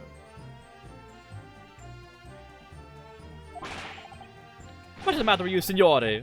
All that comes out of your mouth is esplosione, esplosione. As balloons pop. I tell you, my balloons are perfectly safe. They have to be, but I cannot eat. None of my balloons exploded that day. I love how it's exploded. I'm completely sure. But if you still say that's what happened, you must show me the proof. Alright, so Mr. Loon had 3 balloons in the air that day. If none of them were damaged, then what was the one that exploded? But you can't get away from the fact that a burnt up bit of cloth was found at the scene, can you? Right, Dina. Elaborate, please. I was surprised to find the piece of fabric sold at the scene, actually. Didn't you search the area surrounding the stage for clues? Nah. I'm not in picking stuff up off the ground, me. Always works out way better. Diving into people's pockets instead. So much for the new career path. Mind you, the boss was on his hands and knees picking up all kinds of rubbish from the floor. Thing is, though, the cage went crashing into the Crystal Tower, didn't it? So that's where most of the investigating was going on. Even so, I would have thought someone from Scotland Yard would have gathered it up as evidence. Gore, listen to you. You stumble across a bit of balloon and suddenly you're the best investigator in the world. Pardon? Well, you ain't got a badge, have you? Like this one. I could arrest you with this if I wanted to. I wouldn't put it past her. Come to think of it, there was talk of some scorching on the ground at a meeting we had about the investigation. Gina, we got you out of prison, hey? The coppers at the yard reckoned it was probably some debris thrown from the explosion on the stage. Okay? There was considerable damage to the stage and surrounding area, wasn't there? Yeah. Some of the coves what were watching the experiment were caught in the blast and injured. Good job the old contraption didn't keel over, eh? Right. I hadn't even considered that. It seems there was great panic after the incident occurred. Nevertheless, the police shouldn't have missed a torn piece of the envelope from a balloon. Inspector Gregson can expect repercussions. Like me swiping all his fish and chips, eh? The man's sole pleasure. None of this matters. That scrap of balloon envelope means nothing. Niente.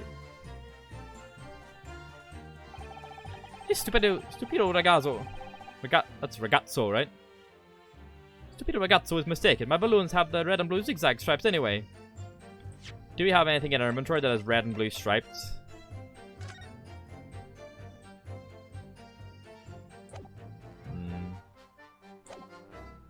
Hold it! You mean the color is wrong? Si, senor. I do not have any green balloons in my warehouse. And yet, a piece of green cloth was found at the scene, and it's unmistakably from a balloon. Well, I do not know how that can be. For the sake of argument, let's say that a green balloon did explode above the stage. You couldn't therefore conclude that it happened on the day in question. Why not? There have been recreational balloons flights over Hyde Park operating from before the Great Exhibition. One could have exploded on some earlier date. Unfortunate, as I'm sure you'd agree. Anytime I see great and then another word in capitals, I think of the Great Disaster from Star Wars. So it's just like, every time I see great and then I'm like, exhibition, okay. You believe it may have been from some earlier balloon accident that predates the exhibition? Si, exactamente. As the signor says, it is not from one of my balloons. Clearly this is a ragazzo from Bohemia is mistaken about what he saw. Ah, he passed him off again. He passed him off again. Is something wrong, Master Guts? It's Master Wilhelm Gutsrich Sigismund Ormstein. It was on the tip of my tongue. Yeah, something is very wrong. I know what I saw. There was a green balloon there. I swear it. I swear it over all Bohemia. You can speak as much bad language as you like, but it changes nothing. If you do not have evidence, ragazzo, then I must tell your parents to punish you, eh? Perhaps we'll let the judge decide when it comes to punishments. Evidence? What is this evidence? To give a simple example, young man. A photograph, for instance. Some tangible proof of what you claim. But why didn't you say so sooner? I have the photograph here. Good gracious.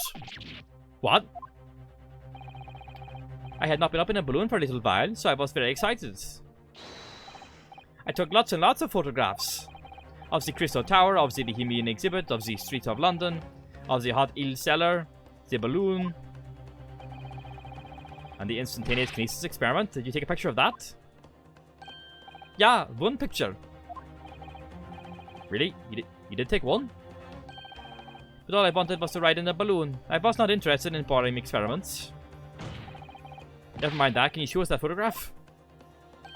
Of course. And then you will see. You will see that I am not lying. That I really did see a green balloon. There's the balloon. Good photograph too. The fact that it's in fucking black and white and you can't tell the color, is that the problem? Well, I see you're all too shocked to speak. Yes, I think shocked is indeed the word, young man. Yeah, perhaps you cannot see that it was a green balloon from this photograph, but that is not my fault. That is the fault of the stupid person who aids the camera. Why the fucking A have umlauts?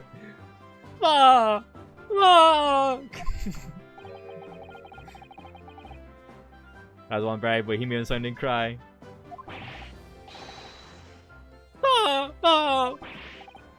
Very well. The court will accept this photograph as evidence. A photograph taken by Gotts while he was riding in a balloon. Would you write that? And okay, it's just funny to see though. It shows not. He's not speaking German though. He's speaking English.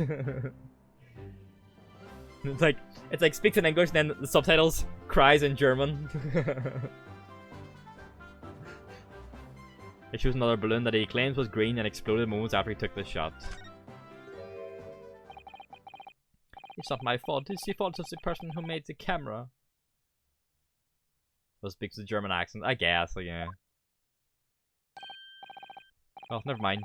I'm sure you have plenty of wonderful CPM memories to take home with you. In any case, when exactly did you take that photograph? Well, it was on the day of the big explosion. You don't say. Then I pressed the shutter release. There was this very loud bang.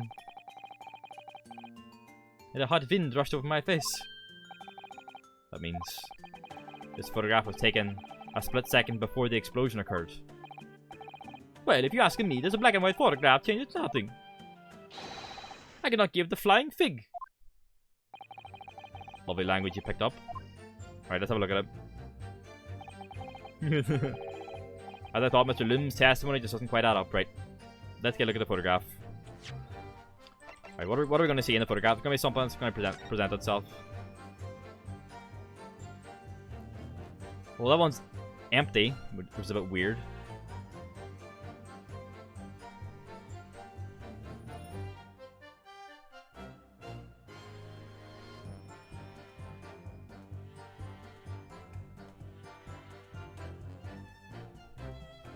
Yes.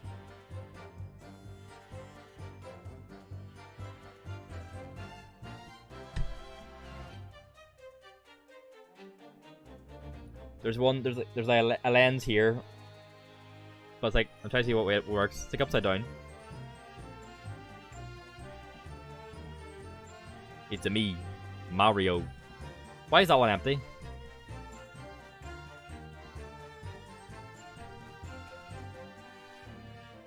Is that even the victim, or is that like a dummy? That's not the victim, is it? That's not... That's not him. That's the professor, but that's... I don't think that's the victim. Maybe it's just like... drawn that way for this particular photograph, but that doesn't look like the victim. He's wearing this. Yeah, it looks like a crash test dummy.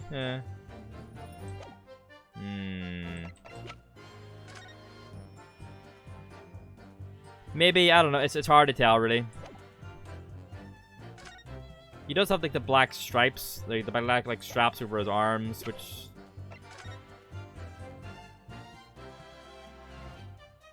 Were there 2 cages?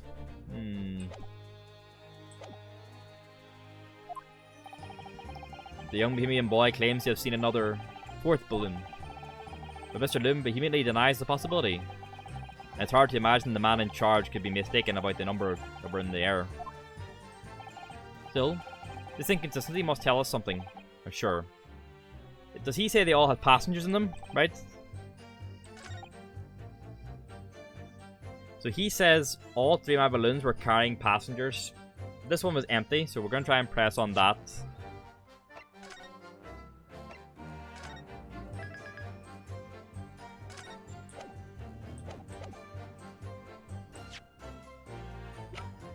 Objection.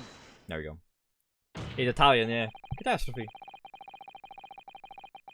Unfortunately, the photograph Master Gotts took can't tell us the color of the balloon. But it can tell us something else. Something crucially important. What? It shows that the pictured balloon wasn't carrying any passengers. Oh my goodness, you're right. But surely all the balloons would have been carrying passengers. There would be no sense in it otherwise. See, they are for pleasure for seeing the view. My balloons only fly with passengers. Which tells us the pictured balloon isn't one of them. So, when the incident occurred that day, there was a 4th balloon in the skies above the experimentation stage. The mysterious green balloon. I know nothing. Niente. I can only tell you one thing. If this balloon was not carrying passengers, it was not one of mine. Objection. There are illegal tradesmen everywhere you care to look. Clearly one such entrepreneur decided to capitalize on the opportunity presented by the Great Exhibition, and managed to operate balloon flights on Mr. Loon's patch without him realizing. See, the competizione, trying to steal my profits. I did not notice because of the experimento that went wrong on the stage. His 4th balloon exploded at the very same moment Mr. Asmund was beamed from the stage below. Right. So them scraps that fell to the ground after and left them scorch marks, they didn't come on the stage after all. It was bits of the balloon raining down. Because no one was in it, it didn't get no attention. A mysterious 4th balloon carrying no passengers, silently floating over the experimentation stage. There's a Junji Ito story about these giant balloons with heads, with faces on them, that come and fucking abduct people. Hey, it makes me think of that, hey. Objection. This photograph shows us nothing more.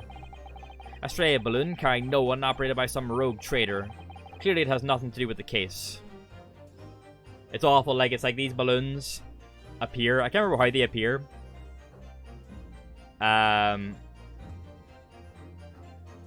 But the balloons have the same... They're giant, like...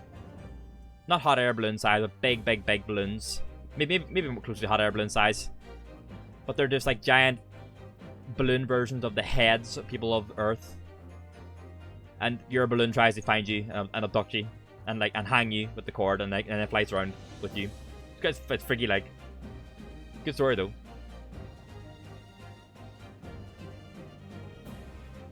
Let's see. Is this called balloons? Let's see. Junji Ito balloons. It's called the hanging balloons. Yeah. Good, it's freaky, like. Yeah. A stray balloon carrying no one, operated by some rogue trader. Clearly it has nothing to do with the case. Its relevance does elude me, I must say. The court has seen sufficient evidence and heard ample testimony already. The prosecution calls for this trial to be concluded.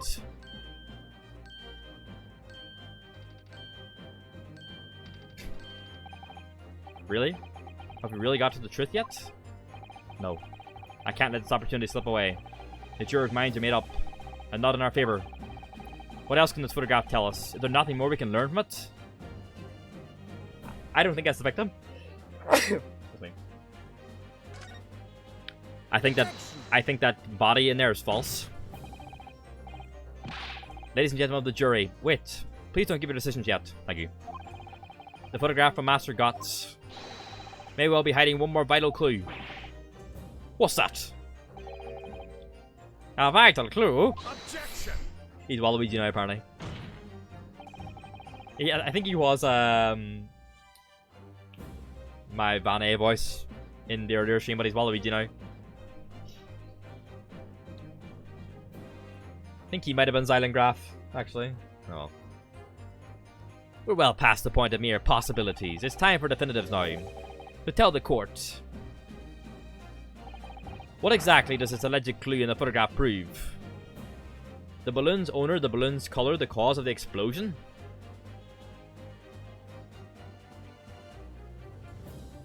Oh shit, maybe not. Well, the balloon isn't striped, right?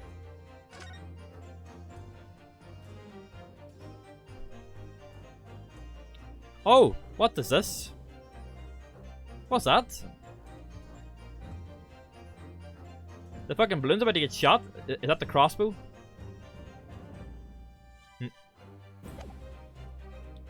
I thought it was just a light flare. Some fucking J.J. Abrams shit going on. The cause of the explosion. We can reasonably assume that the pictured balloon was destroyed in the searing heat of the explosion. Yeah, that's right, yeah! It was not my fault. Evidently. Because the bird cage from the kinesis machine materialized in the sky where it had been flying. And the balloon, being filled with flammable hydrogen, instantly and explosively ignited. Reckon I'll be happy, hey? No, that's not what happened. What? It would appear that this photograph requires closer examination. Counsel for the defense, you will highlight the location of this alleged clue in the photograph for the court. Of course, my lord. If you look closely, it's plain enough to see. And what's shown is linked to another piece of evidence we have. The crossbow, yeah. In a way that leads to an unbelievable conclusion. Someone shot this balloon out of the sky. 2.5, 3.5 feet. The clue that heavily suggests the real reason the balloon exploded is... here, right? Take that! The timing of this photograph can only be described as miraculous. If you look, you'll notice there's a bright white line that appears to point directly at the balloon. Most likely a ray of light caught incidentally on the film. My initial thought, huh? I'm afraid I can see nothing of the sort. If you look with a magnifying glass, my lord, it becomes clear what the nature of this bright line really is. Enhance. Goodness, what is that? Undeniably, some flash of light, yes. Oh, golly. Do you think it might be lightning? But it couldn't have been a finer day. I believe we may be looking at fire. A bolt of fire heading straight for the balloon. Like an arrow. Indeed, even to my aging eyes, it would appear to be a flame of some sort. My word, are you suggesting this flame struck the hydrogen gas that filled the balloon? Someone shot a fire arrow. Objection! Hawkeye out here, huh? That's absurd. The balloon would have been 60 feet above the ground at the time. No flame could possibly have reached such a height. If you have a crossbow. Actually, it's my opinion. Man's got a revolver in court. Who the cop did? Did he? That a particular piece of evidence found at the scene reveals how that is exactly what happened. What evidence? If such evidence exists, counsel, then for goodness sake, present it, man. Which evidence explains this mysterious streak of flame that appears to be headed directly for the balloon? The crossbow. Take that! Let's go. This was found hidden at the foot of a small ornamental tree near the scene. Good lord, is that a crossbow? An arrow dipped in oil and set alight could have been shot from this weapon, sending a flaming arrow straight into the hydrogen-filled balloon. Are you suggesting that crossbow was used too deliberately? Blimey, you're right. That streak of light in the photo looks like just like an arrow, doesn't it? Then, the explosion of the balloon, it was very likely the result of a flaming arrow from this crossbow igniting the hydrogen gas inside it. No. Van Ziek took a hit, say. Man lost some life points, say. Order, order. Council, this is an extraordinary supposition. If the aim was to cause the balloon to explode, the shooter could have used a gun, of course. However, there's an obvious reason why that would have been out of the question. The noise of the discharge. Of course. That's right. By using a crossbow, the projectile could be fired at the balloon silently. Well, yeah. If someone had shot a gun off in the exhibition ground, it would have caused a real panic. But with the big explosion, there was a very big panic anyway, no? I don't like this. I should be pleased you found a plausible new explanation for all this, but something feels wrong. Objection! Do you understand the implications of what you're saying, my Nipponese friend? If a flaming arrow did indeed hit the balloon, then obviously it would have exploded. And if the birdcage appeared from the cloud of smoke that ensued... What? Wait a minute, what are you really saying here? That the birdcage was in the balloon, right? I don't get it. Was the birdcage beamed up into the sky after all? Or what? My goodness me. Ah, now I understand. That's what that sinking feeling is about. I think there's a good chance that the birdcage was actually concealed inside the balloon all along. What? Did I just hear that correctly, Council? There's no going back now. The horse is bolted. It's in the right position. Let's assume, as I said, that the birdcage was hidden inside the green balloon from the start. On stage, when the experiment was started, the birdcage in the instantaneous kinesis machine disappeared in a cloud of smoke. At that moment, the flaming arrow was fired from the ground, causing the green balloon to explode and drawing the attention of the spectators to the sky above their heads. From amid the smoke, the hidden birdcage then appeared, to fall down and crash into the crystal tower. I think you'll all agree it's entirely plausible. And what I've just described is the real truth behind the miraculous experiment carried out that day. Good grief! Objection! This is ludicrous. What you described is no science experiment. It's child's play, a contemptible display of stage magic. Both Mr. Sholmes and Iris said the experiment was a scientific impossibility. In which case, this is the only way to explain what happened that day. What is it when you rule out the impossible, whatever happens, however improbable, is probably the truth or something like that, right? That's Sherlock Holmes thing, isn't it?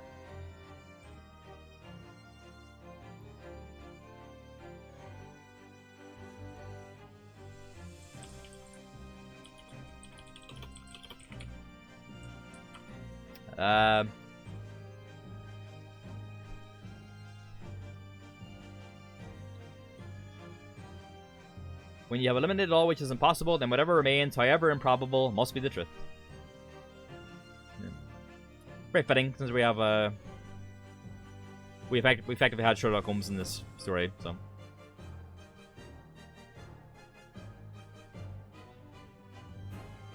Which is a fallacy. And not everything Sherlock Holmes does is good, or like, really true. I mean, he just pulls shit out of thin air, really, a lot of the time. He's just a giga brain, is this whole idea. In which case, this is the only way to explain what happened that day. And in any case, the victim's body was found inside the birdcage in the Crystal Tower. Yet the instantaneous kinesis machine didn't take place. How do you explain that? If I may put in a word, as a man of magic myself, such apparent discrepancies can easily be explained by some simple deception. You're number 3? All that would be needed is a doppelganger, someone who looked very similar to the victim, Mr. Assman, and having this other man appear on stage to front the show as a body double. Ah, yes, of course. So, in fact, Mr. Assman must have been inside the birdcage that was concealed inside the balloon right from the start. How would he breathe, though? Objection! That balloon would have been filled with hydrogen. Anything hidden inside it would have been scattered to the four winds when it exploded. Oh, also that. I think he may be some weird fucking Doctor Who monster who just breathes hydrogen, or like some weird Star Trek salt monster who only breathes hydrogen as well. I don't know. No one would ever have embarked on such a risky venture. Not necessary. The explosive force of the balloon gas would very much depend on the mixture ratio. Sure, number 4. Flying balloons are rarely filled with pure hydrogen, but a mixture of other gases such as helium as well. Helium on its own doesn't explode, but by controlling the gas mixture ratio, the explosive force can be altered. The mixture ratio. Obviously, the victim's body would have suffered some burns that would be unavoidable, but not to such an extent as to render this whole obscene charade impossible.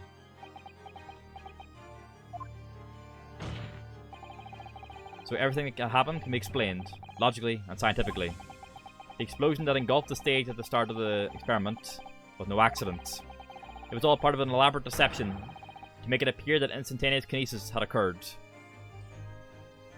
So were they in on it together to make it seem like their project was a success so they would get the grant? Is that the idea? And then something went wrong and your guy died? Is that what happened?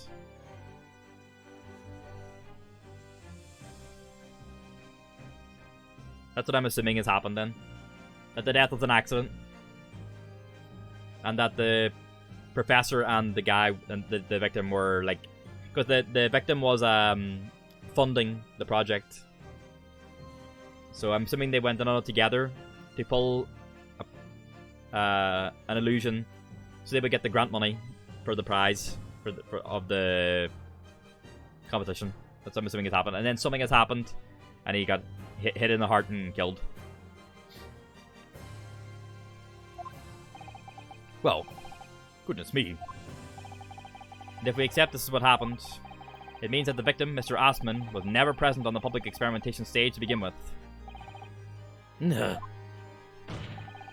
short, he couldn't have been killed by the defendant, who was on stage in full view the entire time.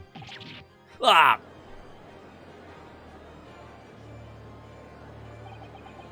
This will be very hard for the prosecution to counter. Lord Van Zieks can't credibly maintain that Professor Harebrained is suspect now. Oh no.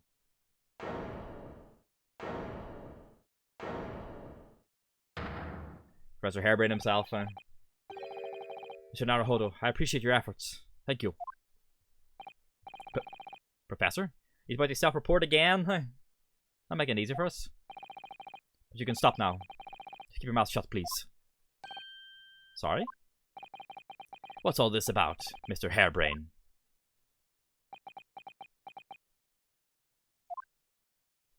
I, Albert Harebrained, hereby confess that it was me who stabbed Mr. Odie Assman. Yes, it was me, with my faithful friend and partner, Andrew the Screwdriver. What are you doing? Is he trying to draw attention away from the fact that the experiment was a...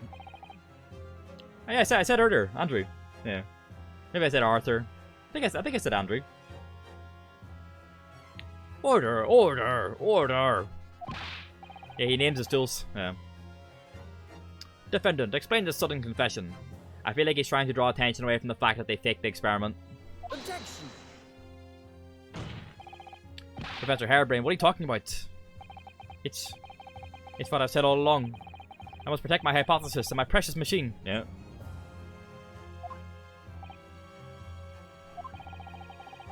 You stand there and claim it was all a trick. All an elaborate plank, but where's your proof? No, you have to examine the machine if you want to prove it, but then it would all be over. My beautiful hypothesis will be laid bare. I mean, the indignity, but...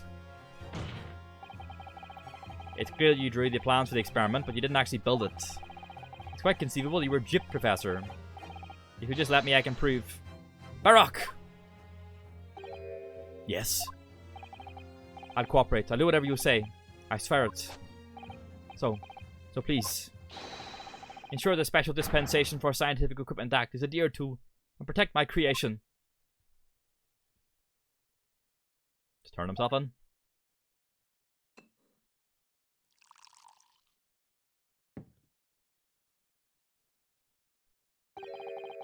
Pray forgive the discourtesy of filling my hallowed chalice at this critical juncture.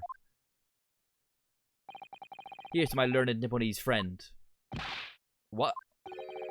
And his upcoming attempt to clarify the defense's position in the light of the accused's confession. He's like, get out of this one, bucko. Do you intend to formally assert that the experiment was nothing more than a conjuring trick? Because the moment you do, the Special Dispensation for Scientific Equipment Act that protects the professor's invention will cease to apply. The prosecution will then demand a rigorous examination of the machinery involved in order to establish the truth. However, if you acknowledge that the machine is genuine and instrumental in the victim's murder,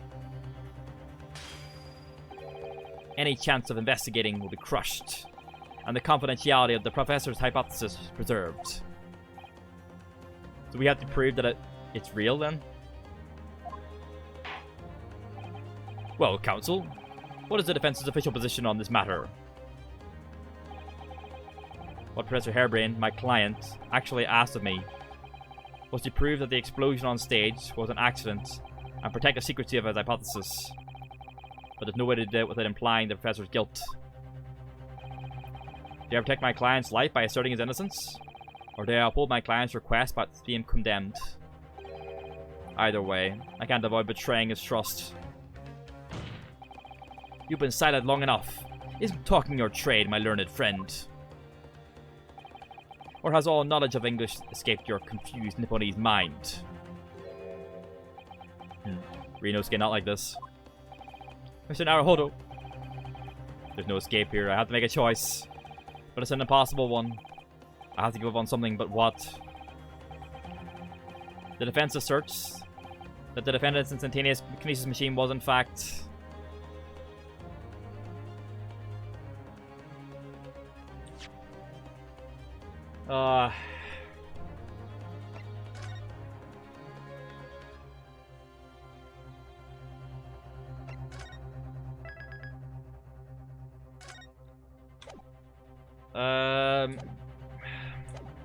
So which is which again then? I don't think so. I think it only has like one path. Like it's not the type of game that has like a branching storyline. There generally is like a fixed story. Do I protect his life by asserting his innocence, or do I uphold my client's request but see him condemned? Okay.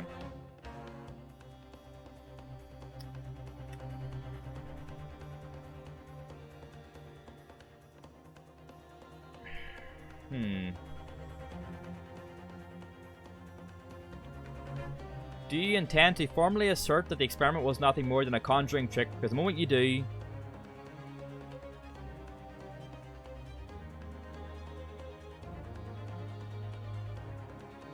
then it'll be ceased. Then the act will be ceased, and then his stuff will be taken. But if we say it's real... I think we have to say it's real.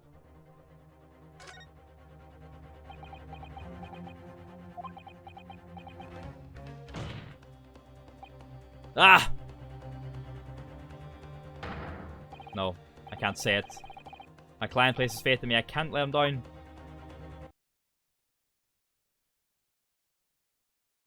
What must I give up on? It's not the question you have to ask yourself here. Who's saying this? It's what can I protect? Susato! Hello again, Mr. Naruhodo. It's been far too long. Susato-san? But what are you? Hiya! Ah! My first Susato will take around 6 months. We tend to talk later, Mr. Naruhodo. For now, you must concentrate on the task at hand. which is working out not what I have to give up on, but what I can protect. Professor Harebrain. Ah, yes. Yesterday you told me that science is the pursuit of truth. Well, my job is to pursue the truth too. Yes, of course. And personally, I believe that you didn't stab Mr. Assman. I think you've come to realize something yourself too, haven't you? That your experiment and the machine you built with the victim are questionable. The truth behind that is what we must both pursue now. Wah!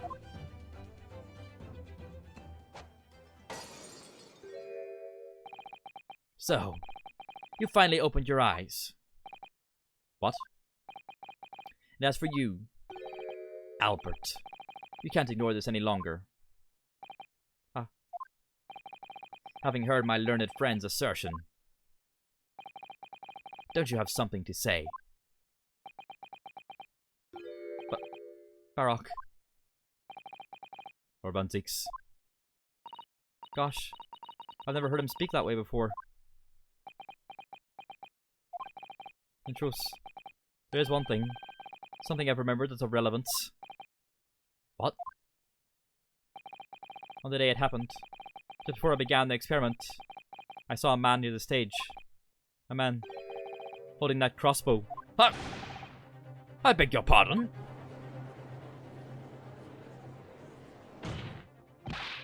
Professor, did the man have any distinguishing features? What did he look like?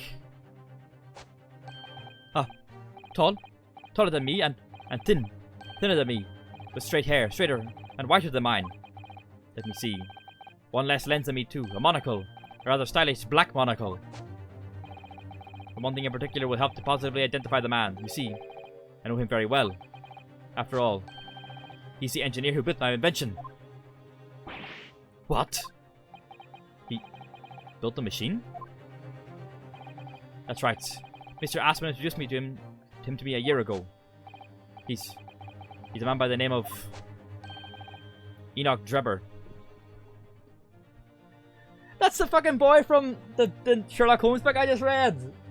Little, it's a Mormon guy.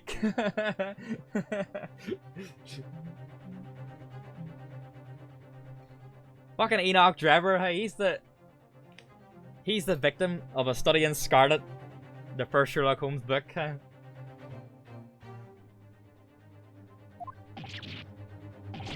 Enoch Drebber? Does his name mean something? Members of the jury seem flustered. Not a name any scientist wishes to hear. That man's an abomination. He used to be a Mormon, huh? That's why he's an abomination, huh? Not a name any conjurer wishes to hear either. He stopped being a Mormon, by the way. He left the Mormons. But he was Mormon. Who on earth is he? I'm afraid this isn't the first tale of this nature that I've heard in scientific circles in connection with that name. There's talk of other flamboyant experiments that turn out to be nothing but stage trickery in the end. Obviously, the rascal's after the government's research grant money. When magicians are in need of money, I've heard of them resorting to these underhanded tactics. Some acquaintances of mine with experience of such things have mentioned Enoch Drebber's name before. Yeah, he gets poisoned in A Study in Scarlet. The man is both an engineer and a magician. Yes, we're dealing with an unparalleled confidence trickster here. That's Enoch Drebber for you.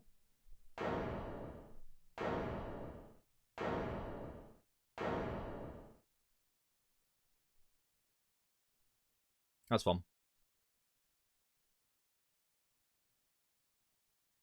It's literally just a name from a Sherlock Holmes book. But it's like, it gives me all giddy because I just read it. So it's true then. My invention, my great machine, it's just a grand illusion. The other guy's called like Stangerson, I think. The other victim of that book. So, considering what we just heard of Mr. Drebber's character, I'm sorry to say that sounds increasingly likely. Even though no one else believed it, I wanted to. I wanted to believe that machine would function exactly as my hypothesis predicted. Which is why you were so opposed to it being investigated, I presume. I knew that if the machine was examined in detail, its construction would give away my hypothesis. Obviously, I didn't want that to happen. At the same time, I knew that if it was found to be nothing more than a trick, than a work of deception, then everything I'd worked towards, all my research, all my dreams, my whole life would be over. I was terrified at the prospect. So you really had no idea then, did you? About the true nature of the machine that was built, and the true nature of Mr. Drebber. I never questioned anything. I didn't want to question it. It's entirely possible that Mr. Aspen and Mr. Drebber were working together to use you as a means of fraudulently acquiring the research grant money. RIP. I kind of had the idea, just like not the professor involvement, someone else. Poor guy. When I announced my convention to the crowds that day, it was the finest moment of my career. I pulled all the levers and turned all the dials in exactly the way Drebber had inscribed. When the smoke suddenly started billowing out, I panicked. I didn't know what was happening.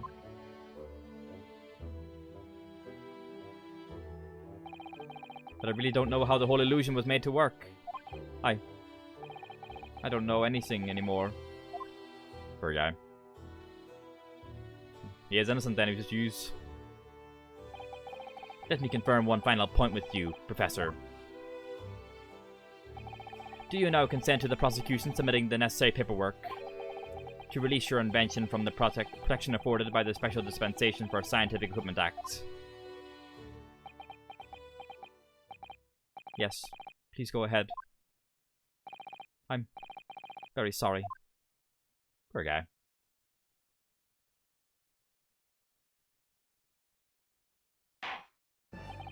It would appear that we shall have to suspend proceedings for the remainder of the day now. Lord Van Zieks. My lord. The court has newly been made aware of another party involved, who's involved in this matter is crucial. Yes, Mr. Drebber. Gather information about the man. If possible, I should like him served with a subpoena. With pleasure, my lord. Now, counsel for the defense. Yes, my lord. When we reconvene, I shall be looking for one thing, and one thing alone from you. Evidence that the defendant is innocent of the crime for which he presently stands accused. I understand. Good. In that case, this court is adjourned until tomorrow morning. Yeesh.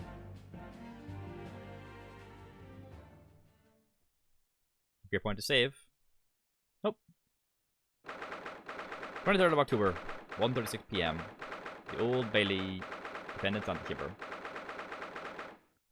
I'm going to save though.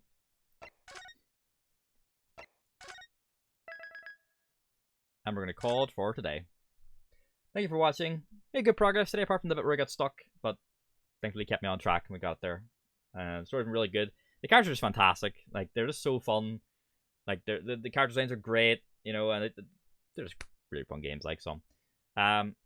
So we do still have one more Ace Attorney stream this week, even though things got jostled around a little bit. I'll be shaving, hopefully, tonight or tomorrow, by the way, so this shit'll be off my face then. Yeah, the Ace Attorney games are great. They're really, really fun. So we do have one more stream for Ace Attorney. It'll not be tomorrow, because I don't like playing them 2 days in a row, because it kind of hurts my throat a little bit.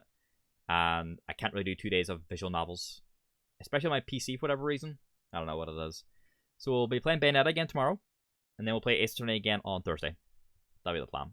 And then Yakuza on Friday and Saturday. Be our plan. So thanks for watching. And I'll see you hopefully tomorrow for some Bayonetta. And on Thursday for more Great Ace Attorney 2 Resolve. Have a good night, everyone. See you later. Goodbye.